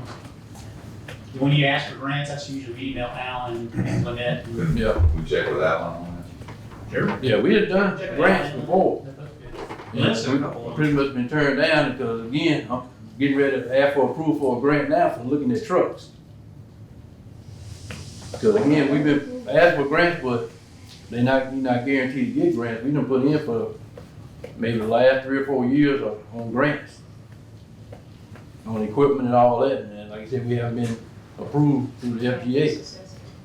Yeah. What kind of truck you trying to get? I was thinking you all had already got approved for a vehicle, emergency. Are you talking about fire trucks? Yeah, we talking fire trucks. You talking about fire trucks? Yeah, I'm talking fire trucks now, because they're the same, they're getting old.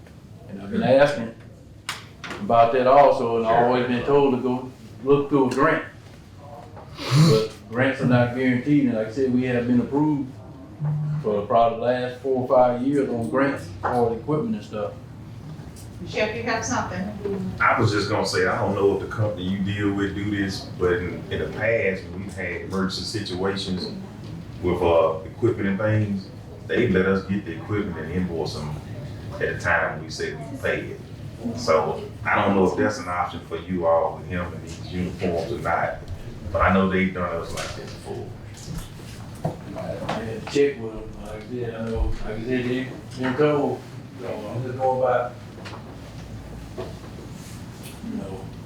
I think the general consensus is that they need the equipment. We know they need the equipment, but the timing's not good. So I think in the meantime, if we could get with Southwest Planning and Development to see if they can help us look for a grant to do this, and then in the meantime, if you would go through all of the equipment. If you've got 15 active, if there's 10 who's expired, if there's 5 that aren't, maybe we could do those now and delay the others instead of trying to do it all at one time. Until we can get to where we've got some money after we pay these living hangers, hangers and leaders, and then our tax money comes in, we'll have more cash flow in December. So if you could help us with that, who needs to reach out to Southwest? You? I mean, I can, but you look. I will too. You looking at grants, you looking at some, might be a year before you might get approved or anything like that. Well, maybe we should have done it like this past summer, you know? So, let's move on. I talked to the company also, with Pierce, and see, they say, We're gonna go through, see if we can get a grant through, Southwest. And, if that grant fails or whatever, then we'll come back to this. We got it to, December, but we have some funding in, and we can come back to it. Yeah, and you can get a list of anything that's over 10 years old too. Yeah, would be great. If you have a list of that equipment too, they can. all right, I'll go back to, the stuff we purchased last time and get the dates on it. But I try to explain to, the vendor, you know, see what we were trying to do. Okay. If you can just reduce this invoice down. I mean, we're not saying not at all, just for a couple months. All right. But I thought, like I said, I talked to the vendor because pretty much everything gonna be on him. I mean, but, he might go for it, so hopefully he will. And also, I just trying to look, see if I can go out for grants towards the fire trucks. That's the other improvement I wanna see. See if we can maybe get, look for grant for something for a fire truck.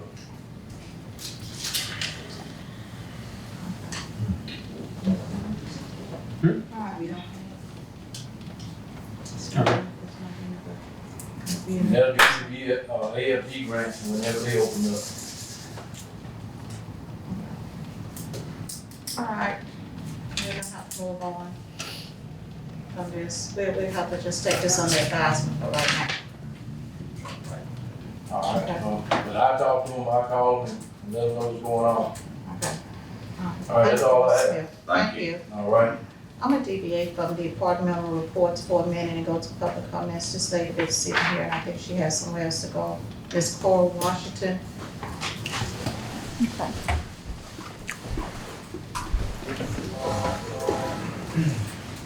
I think, good morning. I think on November 20th, I came in and spoke before y'all about Mr. Bradford.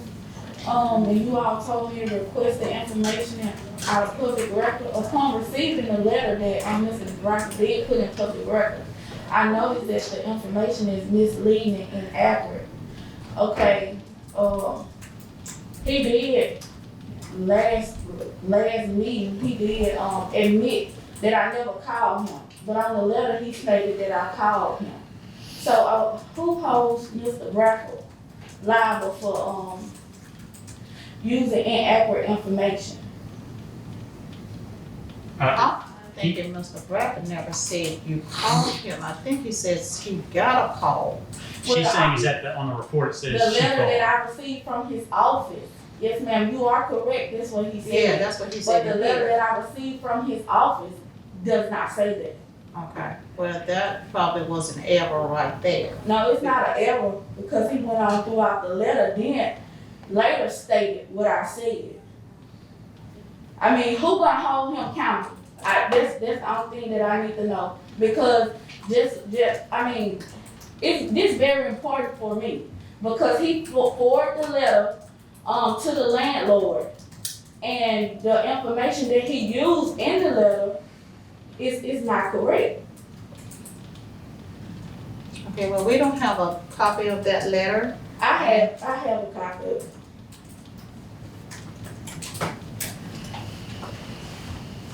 We need a printed copy. You need a We'll get a copy. Can I email it to you all? Yeah, you can email it to us. Let us look at that. Let her email it to us. Get that information from, Mr. Chanel. Get our Brad- email. Yeah, Brad's emergency management director, and he serves at the will and pleasure of the board. Yeah. They give you our email address? If you give it to Janae, she'll forward it on everybody. Okay. So what I need to do, come back or what? Because No, we'll get in touch with you. Leave your number with Yeah, her. you can put in the email too, what's inaccurate about it, you know, what your complaint is about, I or did a not about. complaint form already, and I listed, in the last complaint. Okay. But you can put it in the email and the board can either do something with it, or they don't have to act on it, and it just is what it is.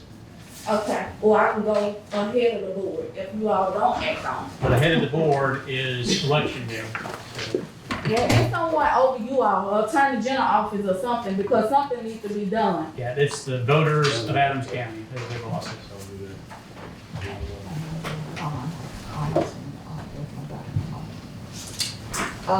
Who is that? Mr. Ronnie Dollar.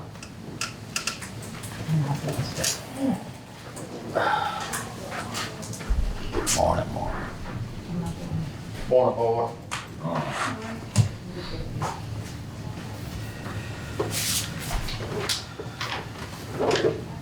First thing I have, Adams County School Board requested for us to come, they purchased their own gravel, and want the county to come, spread the gravel in the parking lot. They've sent their request, and Ms. Hutchins has it. I have a letter. Robert gave me this, just gave me this, so, I need a motion for it. So move. Got a motion by Supervisor Gaines, Second. second by Supervisor Wilson. Any discussion? All in favor say aye. All opposed, nay. The ayes have it, motion carried unanimously. Let the records show that Supervisor Middleton stepped out there. Okay. This is stepping back in. Second thing I have is illegal dump site on White Oak, off the Red Loop. Ms. Hutchins has a picture.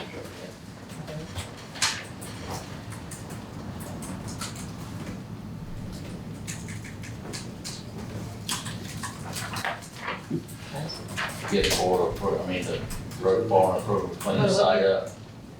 That's for illegal dump site. Need a motion? So move. Got a motion by Supervisor Wilson, second by Supervisor Gaines. Any discussion? All in favor say aye. All opposed, nay. The ayes have it, motion carried unanimously. MLK, we shut it down last Monday. Midway Construction's doing that project. They're a long ways on that project. They got it all grubbed clean. Got the road cut in. Probably another 2 weeks or so, they'll have traffic on that road. Just want to give y'all an update on, what's going on in MOK, on that project. Discussing the lingers and hangers, me, Angie, Scott, Meg, we've been talking to them back and forth. That project's got to be through by November the 4th. They had 9 bucket trucks cutting at one time with one pickup, picking up debris. We cut it back to 4 bucket trucks, and they have 4 now trucks picking up. I have been sending in every day pretty much some complaints of residents of roads. It's been there a while, so they are picking up and doing. I noticed the weekend they was working with Friday, say the weekend Friday. I noticed they were working Friday, get some picked up, but like I said, it should all be done by November the 4th and finished all paperwork in. I did send a email to all the board members of what roads that I had put on there just to finish up some major roads that they hadn't cut yet. And that was the roads I put in to finish up, but I think it's gonna take them that long to November 4th to finish. And with our budget, that's what we really need to stop at, I think. Okay. Great. Only other thing I have, Yes. Go ahead. I was just looking for something. okay. Take 2.5 hours off today. I have to go home to a doctor, so I did turn that in. Ms. Hutchins got that. Try to go on Friday. We'll see patients on Friday. I need a motion. So moved. A motion by Supervisor Middleton, second by Supervisor Gaines. Any discussion? All in favor say aye. Aye. All opposed, nay. The ayes have it, motion carried unanimously. And then I'll be off November the 1st through the 3rd, 3 days. Yes, I have that also. I need a motion. Second. A motion by Supervisor Gaines, second by Supervisor Wilson. Any discussion? All in favor say aye. Aye. All opposed, nay. The ayes have it, motion carried unanimously. Go ahead. That's all I have. That's all you have? Yeah, while you're on the hot seat, I had a couple things on. Come on. Yes, Supervisor. Okay, Meadow Ridge Road, did they get to that, to grade? I know it started raining. They went out there and hauled gravel and got the gravel out there and the grader quit. So, Okay. we did dump, good thing we didn't dump the gravel out. All Okay. right. 15 Long Mile Road, a lady wants you to look at that, her culvert's collapsing, whether she needs to buy a new culvert, and y'all can put it in. Just, Okay. let's see.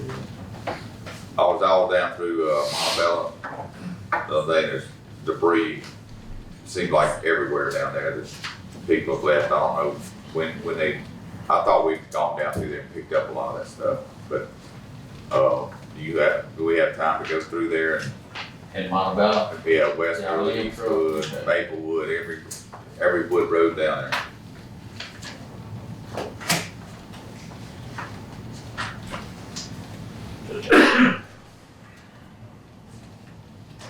That's all I had. White Robbins Lake. Update on Robbins Lake. Still waiting on pipe, JKS. We went from metal pipe to plastic pipe, we went back to metal pipe, so we're back at metal pipe as of Thursday, but he still hasn't given me how much pipe, what pipe, because Whitehead had to check on prices on it because it's going 2 different sizes or 2 different type pipes. And, but we're back to metal, so I'm hoping this week, that's what he was telling me when he left out, he's gonna get with me sometime this week and give me everything I need, we'll get it ordered. Okay. Is there a reason they keep switching back and forth? Is it No price idea. or? Yeah, no, it's not price, it was, Brant thought it was supposed to be plastic, I told him it was metal when we first started, coated metal. Oh, code, okay. So he was waiting on Mr. Marlowe, and then so it was back and forth, but we're on metal, because what we're gonna be. Straight pipe's just gonna get heat up again, isn't it? So, And talking about the limbs, I talked to Entergy Friday, did call Entergy Friday, they cleaned several power lines throughout the county, and I think some of the residents is thinking that's what the leaners and hangers are, but it's a contractor, and I did speak with Entergy, and they will have a crew come in and clean theirs up too. And that was part of your one, so they were calling about it, was Entergy. Thank Thank you. Okay, Sheriff? Oh, I forgot them all back there. Sheriff? Can I get Mr. Tim? Yeah, go ahead.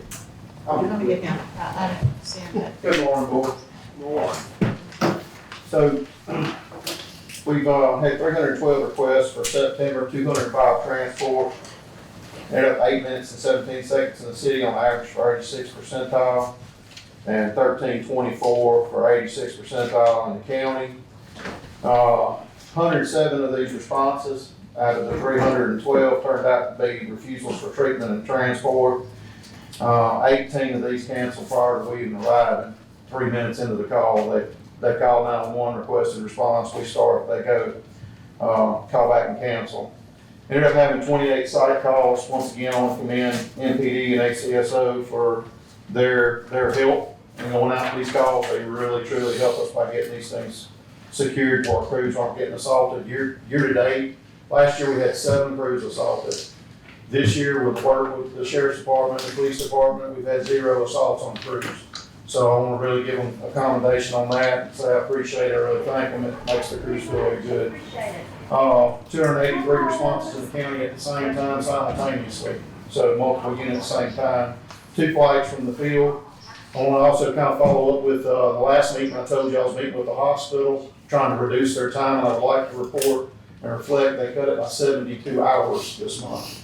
So they improved their process of getting us free and clear to get back on these calls as quickly as we could by 72 hours. That's a lot of improvement, and I want to say they're doing a really good job working with us to do that. So we continue to have a really good, strong, productive relationship, and we're working really good for the health of the county. If y'all have any questions, just let me know. Anybody have any questions? Thank you. Thank you so much. Okay, Sheriff. Good morning again, board. Good morning. I do have several things this morning that I want to discuss this morning. So I'm gonna get the easy stuff on out of the way first.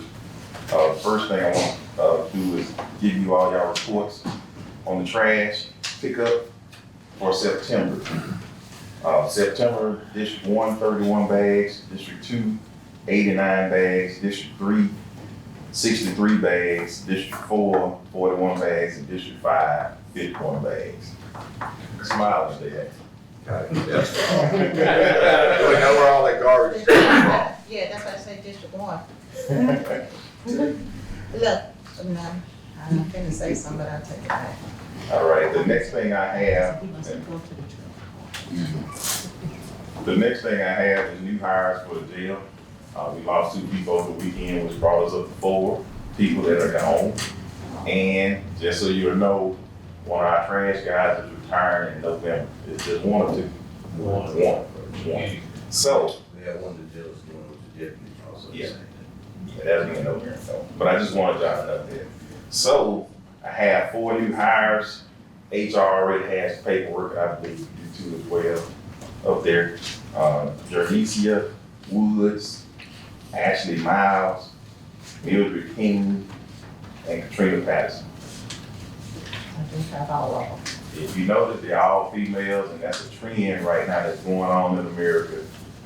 Males are just not flocking towards corrections anymore. One is because of pay, and 2, I guess, I don't know what it is, but the biggest reason is pay nationwide. So it's not just us, it is everybody. We call prisons and checks, and so Major Nichols has done a great job reversing and changing and splitting up shifts. So what we still have male representation throughout the jail at all times. This will also reduce overtime in jail because it's gonna bring us back up to staff. So I'm asking the board to approve these new hires. Okay, he has these new hires, and I do have the paperwork, and their hourly rate is $12.60. Yeah. With the annual salary of $26,208. Can I get a motion? Got a motion by Supervisor Gaines, second by Supervisor Wilson. Any discussion? Yeah, and for the record, we're not hiring, you're just approving, paying, I'm sorry. blocking, share hours. Right. Appreciate that. All in favor, say aye. Uh, All opposed, nay. The ayes have it, motion carried. Go ahead, Sheriff. Okay, we'll be getting another email out to you all in reference to Boca. Remember last meeting, I told you they cut their, budget from like 360-some thousand down to, with the county matching, it was a little over 156. So we're gonna be getting back to you all on that. We talked to the owner of the building that we're in. He knows that November 1st, we're moving out the building. So that's gonna save on rent. Chief Miller has been working on ceasefire, but I don't think they've gotten back with him yet on that. It's gonna cut out cable and all that. I have 2 employees rather than 3 that I'm gonna leave on Boca and 1 that I wanna move over to an empty slot that we have at the sheriff's office. But I'll give you all that at the next meeting when we have everything finalized. But I wanted you all to know that after November 1st, because I know the last concern was about getting out of contract with the building. He let it go. So I get you all, Ms. King, all of you all, I get you all finally. But one I do need to move over is Tornado Tarleton into an empty slot that I have at the sheriff's office. And that's at a rate of pay of $17.01. I'm moving all Boca into a empty slot. You heard the request. What's your name? Tornado Tarleton. I do need to do this because Just moving. yeah, I'm just. Yeah, that'd be, Yes. they can ship them wherever you want. Yeah. Is no pay rate increase or Well, anything? it's, we have it there, but that's the next thing I was gonna get at. I believe y'all did give us 5%, right? Yes. With the new rate, it should be 5%. Okay. Well, yeah, it shouldn't change her budget. She- Yeah, Yeah, her pay is actually decreasing. okay. Because she was making more on the rent than what she would be making with us, but like I said, I'm using a slot I have for deputy because I do not want to get rid Get of. a motion for that. Hmm? Go ahead, It's 'cause gonna it's be, no. it's actually gonna be 3,000 less than what she was already making. That was in there, the form for the decrease. Yeah. So, I don't want to lose this capacity, so I'll have that. We need a form for the decrease if you can. I got it right here. Okay. Even if it's under, It's got good bookkeeping. That's good. Gotta go in the file. Yeah. Mhm. the account number. You got the information? It does not have to wait until the form.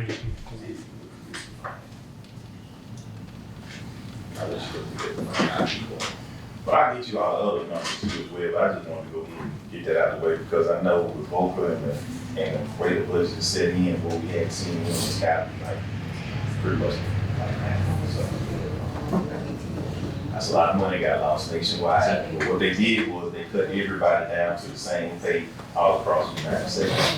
So, anyway, the next thing I have is the last meeting I brought up about people who had been promoted prior to this date, and the board said that they needed time to look at that and review numbers and things, so asking for your answer on that. Okay, y'all saw the request last week, 2 weeks ago, and I think he had asked for this during budget time also. Who need this on character nigga? Sorry. Okay. Do you have a paper of those papers in, those The amount, the amount and who are the Organization. employees? Okay, and he also gave you a scale right here, how that the organization chart, on how it's listed. Of the promotions and stuff.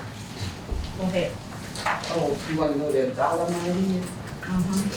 It's gonna be, for a salary, the difference is gonna be $32,988.80.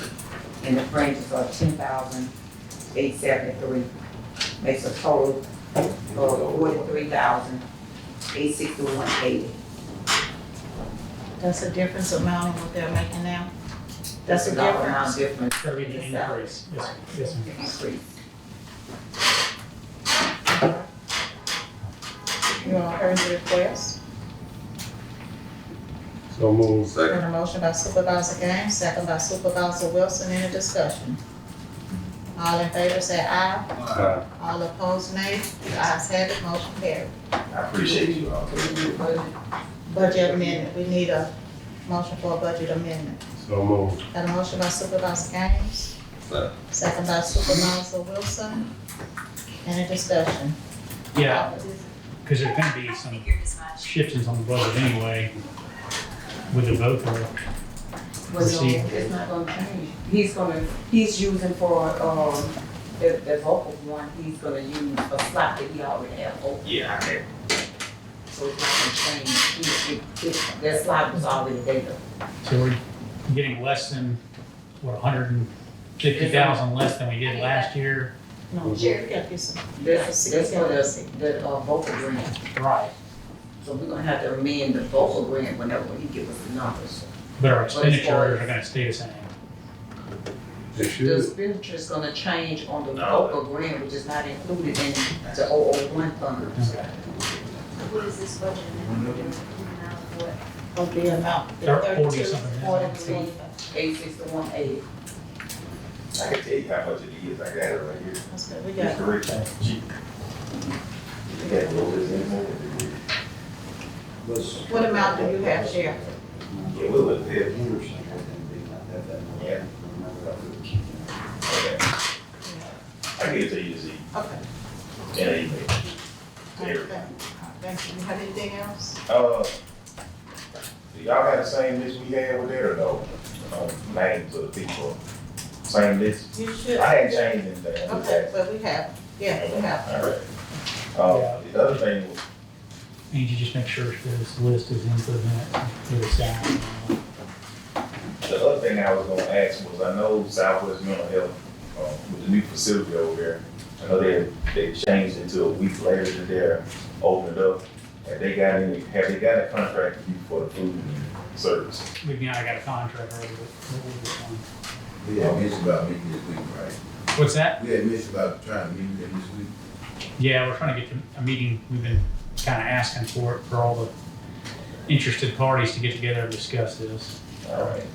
But as far as the terms of the agreement, I think we're good. They've given us what we've asked for, so. All right. The other thing I have is, this week, we have been rained on with water and urine all week at the sheriff's office. It's rusted out filing cabinets, the doors we can't even open right now at the sheriff's office. So I'm asking the board, and this is not something that I budgeted for because I didn't expect all this to come through the roof on down from staff. So I'm asking, can we get Surgery Pro better to help get this straightened up? Because it's a lot of, I sent you all a lot of videos, and they are not the same videos. Every video that I sent was a new one each time. It was not being repetitive. I just want you all to know we're getting rained out. So I'm asking, can we get Surgery Pro in there to deal with the water damage and the mold? Either we need to claim it on insurance or whatever. That's what And I feel like we need to claim it on Because, insurance. we need to find out, can we claim that on insurance? I'm pretty sure we can. We can, that's why we did Yeah, it. so, I don't see no problem with it, just, It's Yeah. rough. are you all in agreement But with that? we'll go through the insurance claim. Yeah. We'll go through as long as the board good, we'll go through the claim. Yes. Right, because we gotta have it fixed. And I Pay feel, for it now or pay Pay for it for it later. later? That's right. well, I can tell you, the maintenance, Johnny and his maintenance team has been working hard trying, but every rain, it gets worse. Yeah. And it's worse, and he has done all he can to try to stop this water from coming in. So I don't know if we need to get somebody to look at the roof again or what. Oh, yeah, they should, right? Johnny, yeah, he has put makeshift drains in to help with all this water that's coming and pouring in there. He has did all he can, but he can't stop it though. It's like, it's still. Okay. I was assuming that, I was under the assumption that the water was coming from Simone's inmates stopping up. I had no idea that the water is coming from the roof. Yeah, some of it's rainwater. Yeah, some of it's rainwater. Some of it. I guess we have to get somebody to look at it. Some of it rainwater. Yeah, I thought we just Have dealt you with the ever, roof. have you got somebody to look at the roof? No, but that's why I'm asking the board now, can we go ahead and engage the insurance companies and everybody we need to engage? Cause it's gonna get worse. The first question would be for Johnny, to go take a look at the roof and tell us what's going on. He's never mentioned the roof Yeah. to me, it's always The toilet's toilets Yeah. being stopped up or something of that nature that's creating the water, he's never Yeah, we just did a mentioned the roof roof. on that. Let I would just Johnny, did a roof. Sheriff, let Johnny go You ahead and just look did at a the roof. I don't know when was the last roof placed on it? It should Gone be through. under warranty. I think the roof is maybe still under warranty. I'm not sure, but y'all had it replaced before, but he, like I say, he is coming and redid, changed, bust the walls out and put makeshift drains and it's still every time it rains, it's flooding everything. So like at one point it was main on the jail side, now it's pretty much over everybody's offices and spread. Well, we'll get somebody to look at the roof for one, first of all. Secondly, I did add some money to Johnny's budget so that to take care of these problems throughout the year. So it's in Johnny's budget to take care of it, but I didn't have any idea because I've never been told anything about the roof at all. And I'm just bringing up the roof this time only because I found out it wasn't just commodes too. It's rainwater and everything coming down in these videos. So at one point it was inmates, we got that situated, he fixed those pipes, whatever he did. And now it's rainwater that's coming in. Heavy, You got a leaky roof, that needs to be fixed. heavy. So, That go bad. Alright, all thank right. you. The other thing is, let's see. National Night Out is tomorrow. I know, it's tomorrow, but we only have 2 stops. This time we're gonna leave from the sheriff's office and we're gonna go through Murder Drive and go out to Selma Estates, and we're supposed to be at Selma Estates for 4:45. Then we're gonna leave there after we sit there a while and fellowship with people, and we're gonna go up to Kingston. The only reason we only have 2 stops this time is because those are the only 2 neighborhood watch programs that want to participate in this because of COVID. And rightfully so, you know, you got COVID and then you got the Delta virus, and it scared a lot of people. And even with that even being said, you think about the cancer walks and things that happened this weekend. You had a lot of supporters there, but you didn't have a lot of people there who were cancer survivors because they're afraid of COVID, and rightfully so, their immune systems are weakened. So we got 2 stops, which we won't have to rush through this time. So hopefully, Mr. Wilson, Supervisor Wilson, y'all have some good food out there. That's the plan we're working on. Sure. So what time will you be leaving from the sheriff department? We're gonna meet at the sheriff's department and leave from the sheriff's department at 4:15. At So 4:15? anybody who wants to come and join. And like I said, we call all the neighborhood watch captains, we talk to everybody. These were the only 2 who wanted to do something this year. And then, you know, the police department has one on the bluff. Yeah. The same day, but it's gonna be, I think it's like 7, right? 6 or 7, I don't know.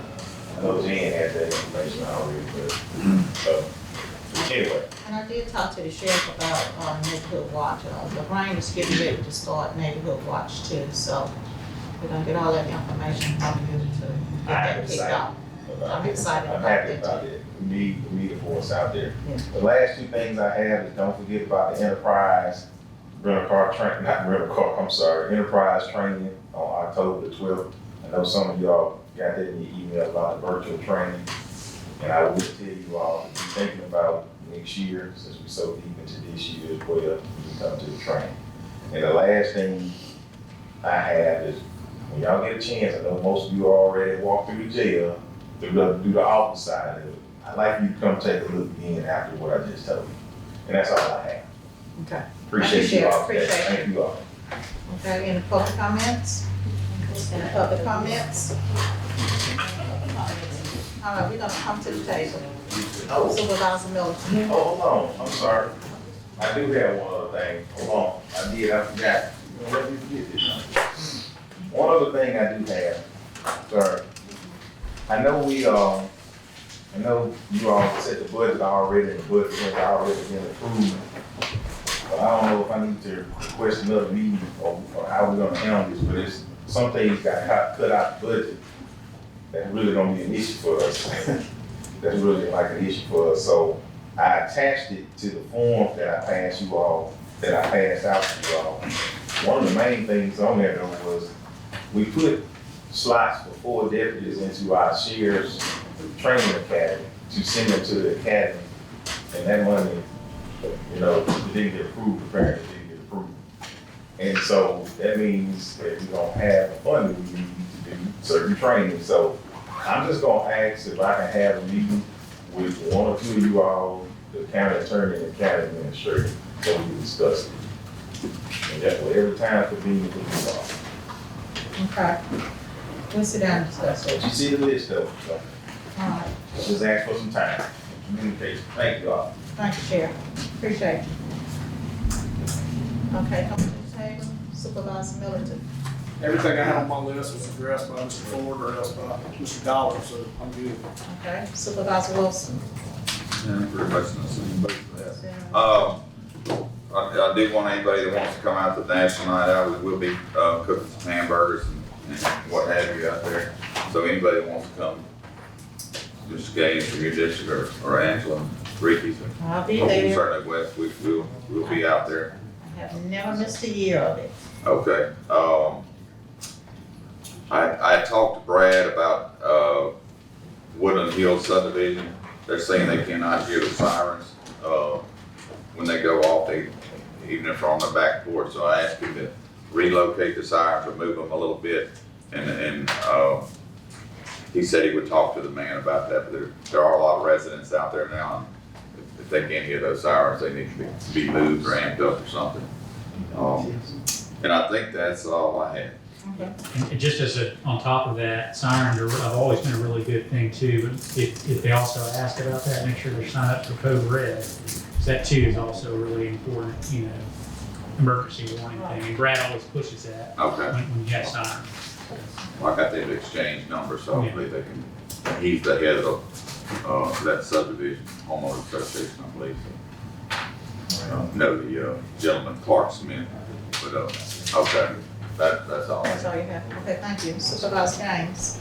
Yes, I did have a lot addressed in the meeting, but I would like to go back and touch on the Project NOLA cameras for the community to think about for the safety of the community, especially those areas that's bad, that we can help the sheriff prevent crime, because you know, we are on a good growth spurt in Natchez and Adams County, and we definitely need to do as much as we can to deter crime.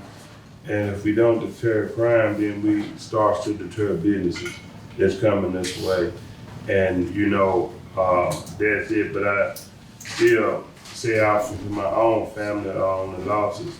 Ms. Bert Bernard and Mr. Junior Carr, who was a long time cowboy that we came up under, and the Williams family, who I lost one of my ex-students that I taught at Colin that on his passing and funeralization this weekend. And but I would just like to,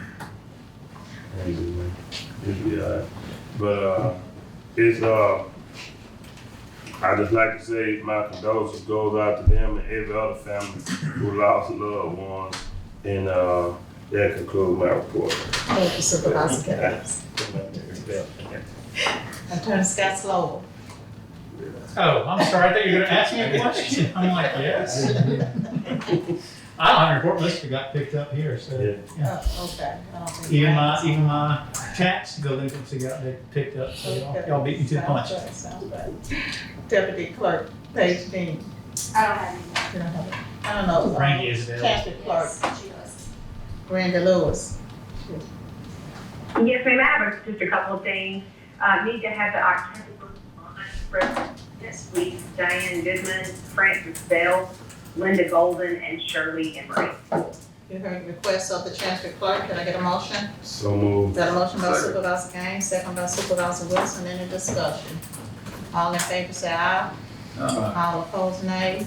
The ayes have it. Motion carried unanimously. Anything else? I just have two more items. Yes, ma'am, two more. The September Sheriff's Meal Report needs to be fresh off the minutes, please. You heard the request of the Chancery Clerk. Can I get a motion? So moved. Got a motion by Supervisor Gaines, second by Supervisor Wilson. Any discussion? All in favor say aye. All opposed, nay. The ayes have it, motion carries unanimously. And the last item I have is, we just need a motion from the board. We received the order back from the Department of Revenue, concerning the county, having to comply with all the requirements for notice and things of that sort for our real and personal roles. And we are now authorized, for the expenditure of our one meal, and just need to get a motion for that, please. You heard the request of the Chancellor Clerk, can I get a motion? So moved. Motion by Supervisor Gaines, second by Supervisor Middleton, any discussion? That means we can spend it now, Angie, so Okay. move it into the budget. All in favor, say aye. All opposed, nay. The ayes have it, motion carried unanimously.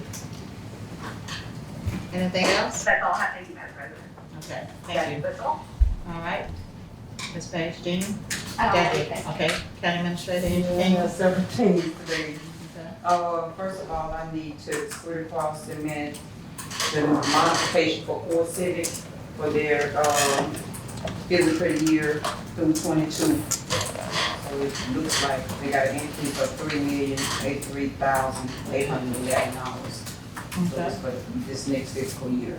Okay. You heard the request of the County Administrator, can I get a motion? So moved. Motion by Supervisor Gaines, second by Supervisor Wilson, any discussion? All in favor, say aye. All opposed, nay. Ayes have it, motion carried unanimously. And I would like the board's approval to do a budget amendment, and this is for the, MOHS, this is the, Sheriff Police Grant, in the amount of $49,000, it's $49,380.79, and it's, a reimbursed grant, so the revenue will come in, but they reimburse us for it. The only thing that the county has to pay for, is $7,579.95, and that's for the fringes, Social Security and workers' comp, the county has to pay that portion. But everything else we, get reimbursed for. So we need to put it in as revenue, you would take out as expense, because it hadn't been happening lately, so. That'll be straight up now. Need a motion?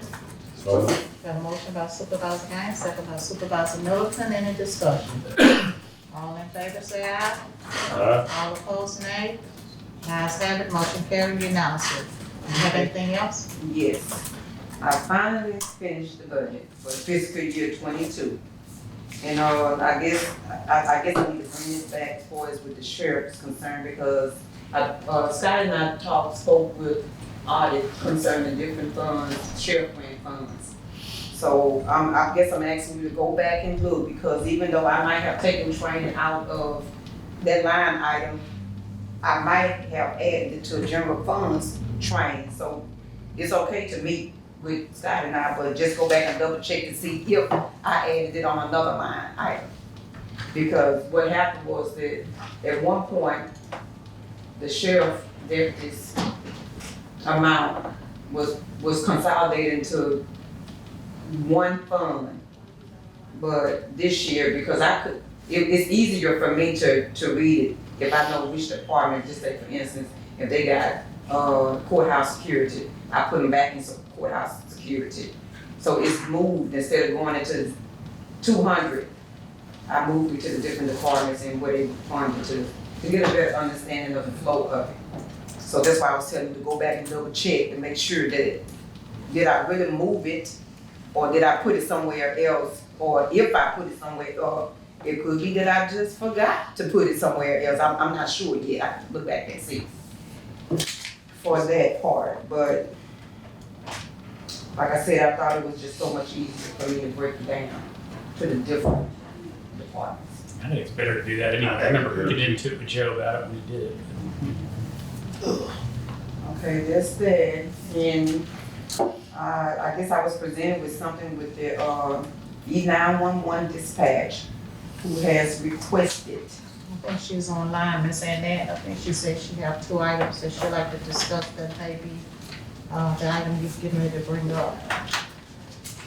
Is that correct? Go ahead and bring that up and see if this is what she's talking about. Is she online? Yeah, she's online. Okay. So she's requesting, because we made a request. Good morning. I have. Hold on just a moment. Hold on just a moment. Okay, Yeah, okay, go ahead. Okay. Fail. Go ahead, Ms. Phelps. Good morning, everybody. Good morning. I just have two things I need to, request. I'm making it real quick. For our training line item, our department is up for recertification, and the reimbursement, they say goes back to general fund. So I was trying to see if I could request our reimbursement to go back to that same line item, so I could, recycle it, so all of our people get a chance to go to school to get their training. I don't think that, I Yeah. don't think we could do that. Unfortunately, that's not the way the budget system works. We predict all revenues that are coming Okay. in. So Yeah. if you want more people to have training, then make a request to the board, and I know the board has always entertained training. They want people to be as trained as possible. Okay. Also, I have one more thing. I wanted to know if the board can, please reconsider the paper that you have in front of you. Okay, when you say reconsider what we have in front of us. Yeah, I have a scale here in front of you, this is salary. Okay, have you gone to the city and asked for any additional funding also? No, I haven't went to them, they told me I'm not the one supposed to go to the, city and that. Or you could go to your advisory board and they can contact the city also. Oh, We okay. we just gave a 5% raise. And you're requesting, yeah, that's what I'm saying, we moved them to 12, and you're requesting an additional. You probably need to reach out to the city and see. Angie, what do you have them on now, the budgets? But see, I guess, I think what the problem is that I guess we agreed to move everybody up to $12, which means, and it is saying that the other employees who's already been there is probably making right at 12 right now, which we had already anticipated that we were gonna have that problem because it's no really perfect solution. Okay. What we did is we did what we needed to do to help because basically what she's asking for, every department in Adams County can say, well, you gave this person $2, then you need to give everybody $2, and it's gonna throw us too far out of whack.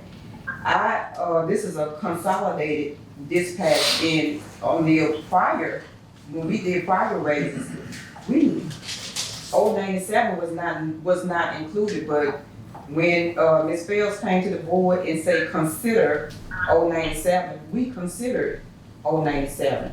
So we included them in the budget. This is a consolidated dispatch. That means the city, the county has paid, given them some money. So to me, if they need any additional funds, they need to request it from the city because the city is not going to match what the county has already done. And I understand perhaps, because really the dispatch is a 95% turnover. So doing a training to pay for them to get paid $12 and then let them do a training for a week to add another dollar to it. Okay, we have the sheriff department who pay a certain rate, and when they go to their how many months training? Okay. 3 months. They don't get a raise when they get back. So for somebody to do a training, which they need anyway, to perform your job, right? To perform your job, right? So that's what my thing is. My thing is, I'm trying to find out how did we get here anyway with paying additional monies for training? We don't do that for every department that gets trained. So how did we get here? When I Yeah, came there, they had the dispatch center set up on a tier schedule. Okay, so they are set up on Again, tiers. Okay. We get advice from advisory board, and they set up the advice of what we need to do is have tiers. When you come in, you're not going to be as good as a dispatcher, and so they worked a training schedule to hopefully entice people to stay on. but to pay people for what they're worth and all that. I just happened to be sitting on the advisory board when they kind of came up with that deal. That's how they had it to you. Ms. Fails, and I would say this, since we like, county administrator said, we in a local agreement.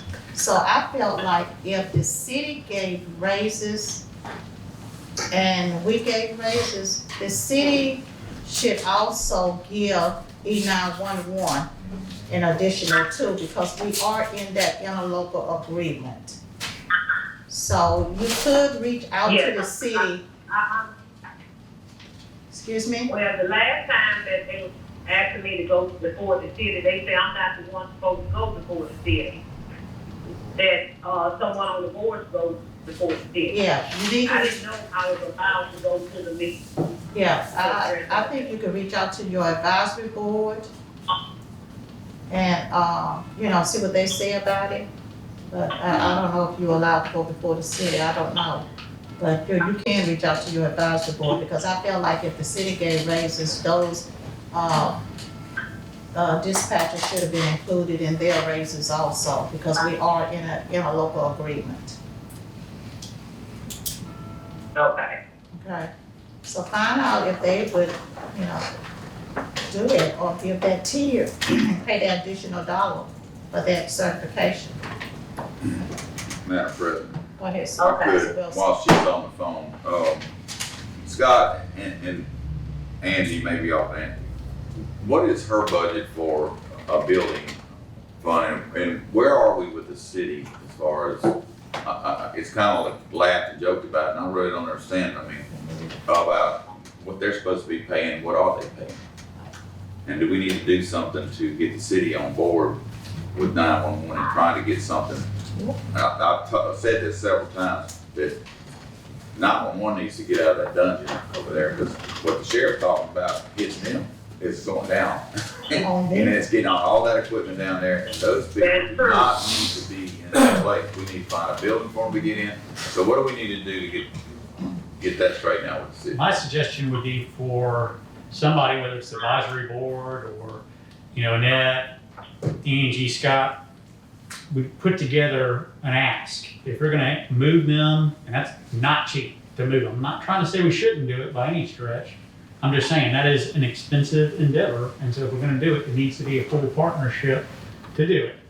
But a full ask. We'll need 200,000 to move, and then annually, we're asking for, I don't know how much she's asking for an hour. Where is that? From 24, so that's 339, you know, just you add up how many those are and ask them for, you know, that we'll put this much, they'll put this much, and they're gonna move to this building. Well, We just need to put it in black and white, here's how much we Does want. the county have a building they can move in? Does the city have one? Do we need to buy one? But, you know, I know the chief one time came up with bringing back the police station, but I don't think that's a good idea. They need to be in a central location. Not at this, you know, at the police department, they really don't need to be at the sheriff's department, they need to do their own entity. But, at any rate, I didn't know what the building fund, or does she even have a building fund allowance? We don't have a building fund, if anything come up, we just have to amend the budget to that degree. But I we just didn't have think anything to start with, you know, no numbers to begin with from the beginning. So I think what we do is, here's how much it costs to move, here's how much we wanna pay our people. So get a total number and then present it to the city, let's go 50-50. Can some of this CARES Act money go towards something like that?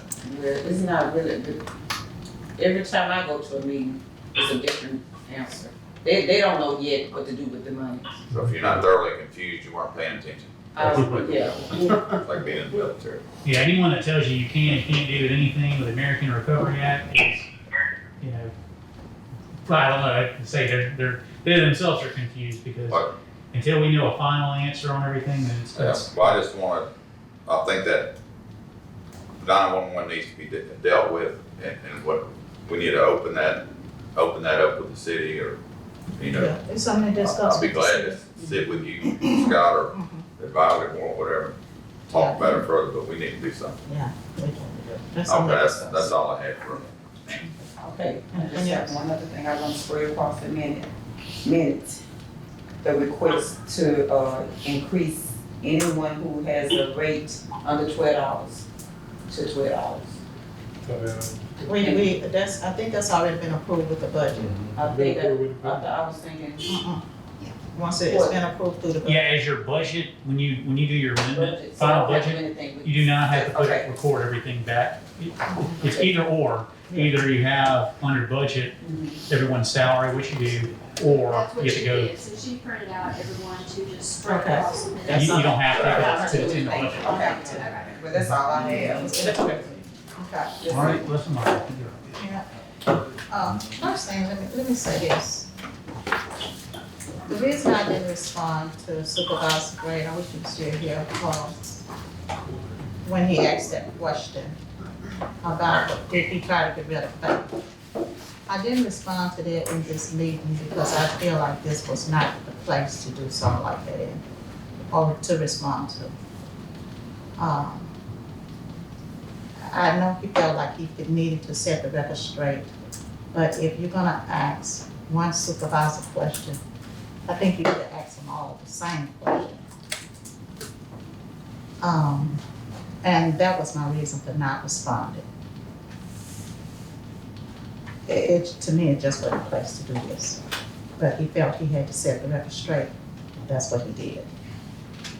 The next thing I have here is approval. This is from MAS. Ms. Clementine Lewis, she has always traveled to volunteer for MAS. And they want her to volunteer for the fall workshop on October the 18th through the 21st. We probably also need to approve her travel because she travels off to these places and she does not get the funding from MAS to travel. So I feel like we need to pay for her travel to Oxford to participate in this MAS fall workshop. Got a motion by Supervisor Gaines, second by Supervisor Wilson. Any discussion? All in favor say aye. All opposed nay. The ayes have it, motion carried unanimously. She fill out a form, or do you leave her to, so you can sign? Yeah, She needs to get fill her, out one. She can. get her fill one out. Yeah. Yeah. I think it's just the jail report, the meal report. Yeah, we already approved that. We already approved that. Yep.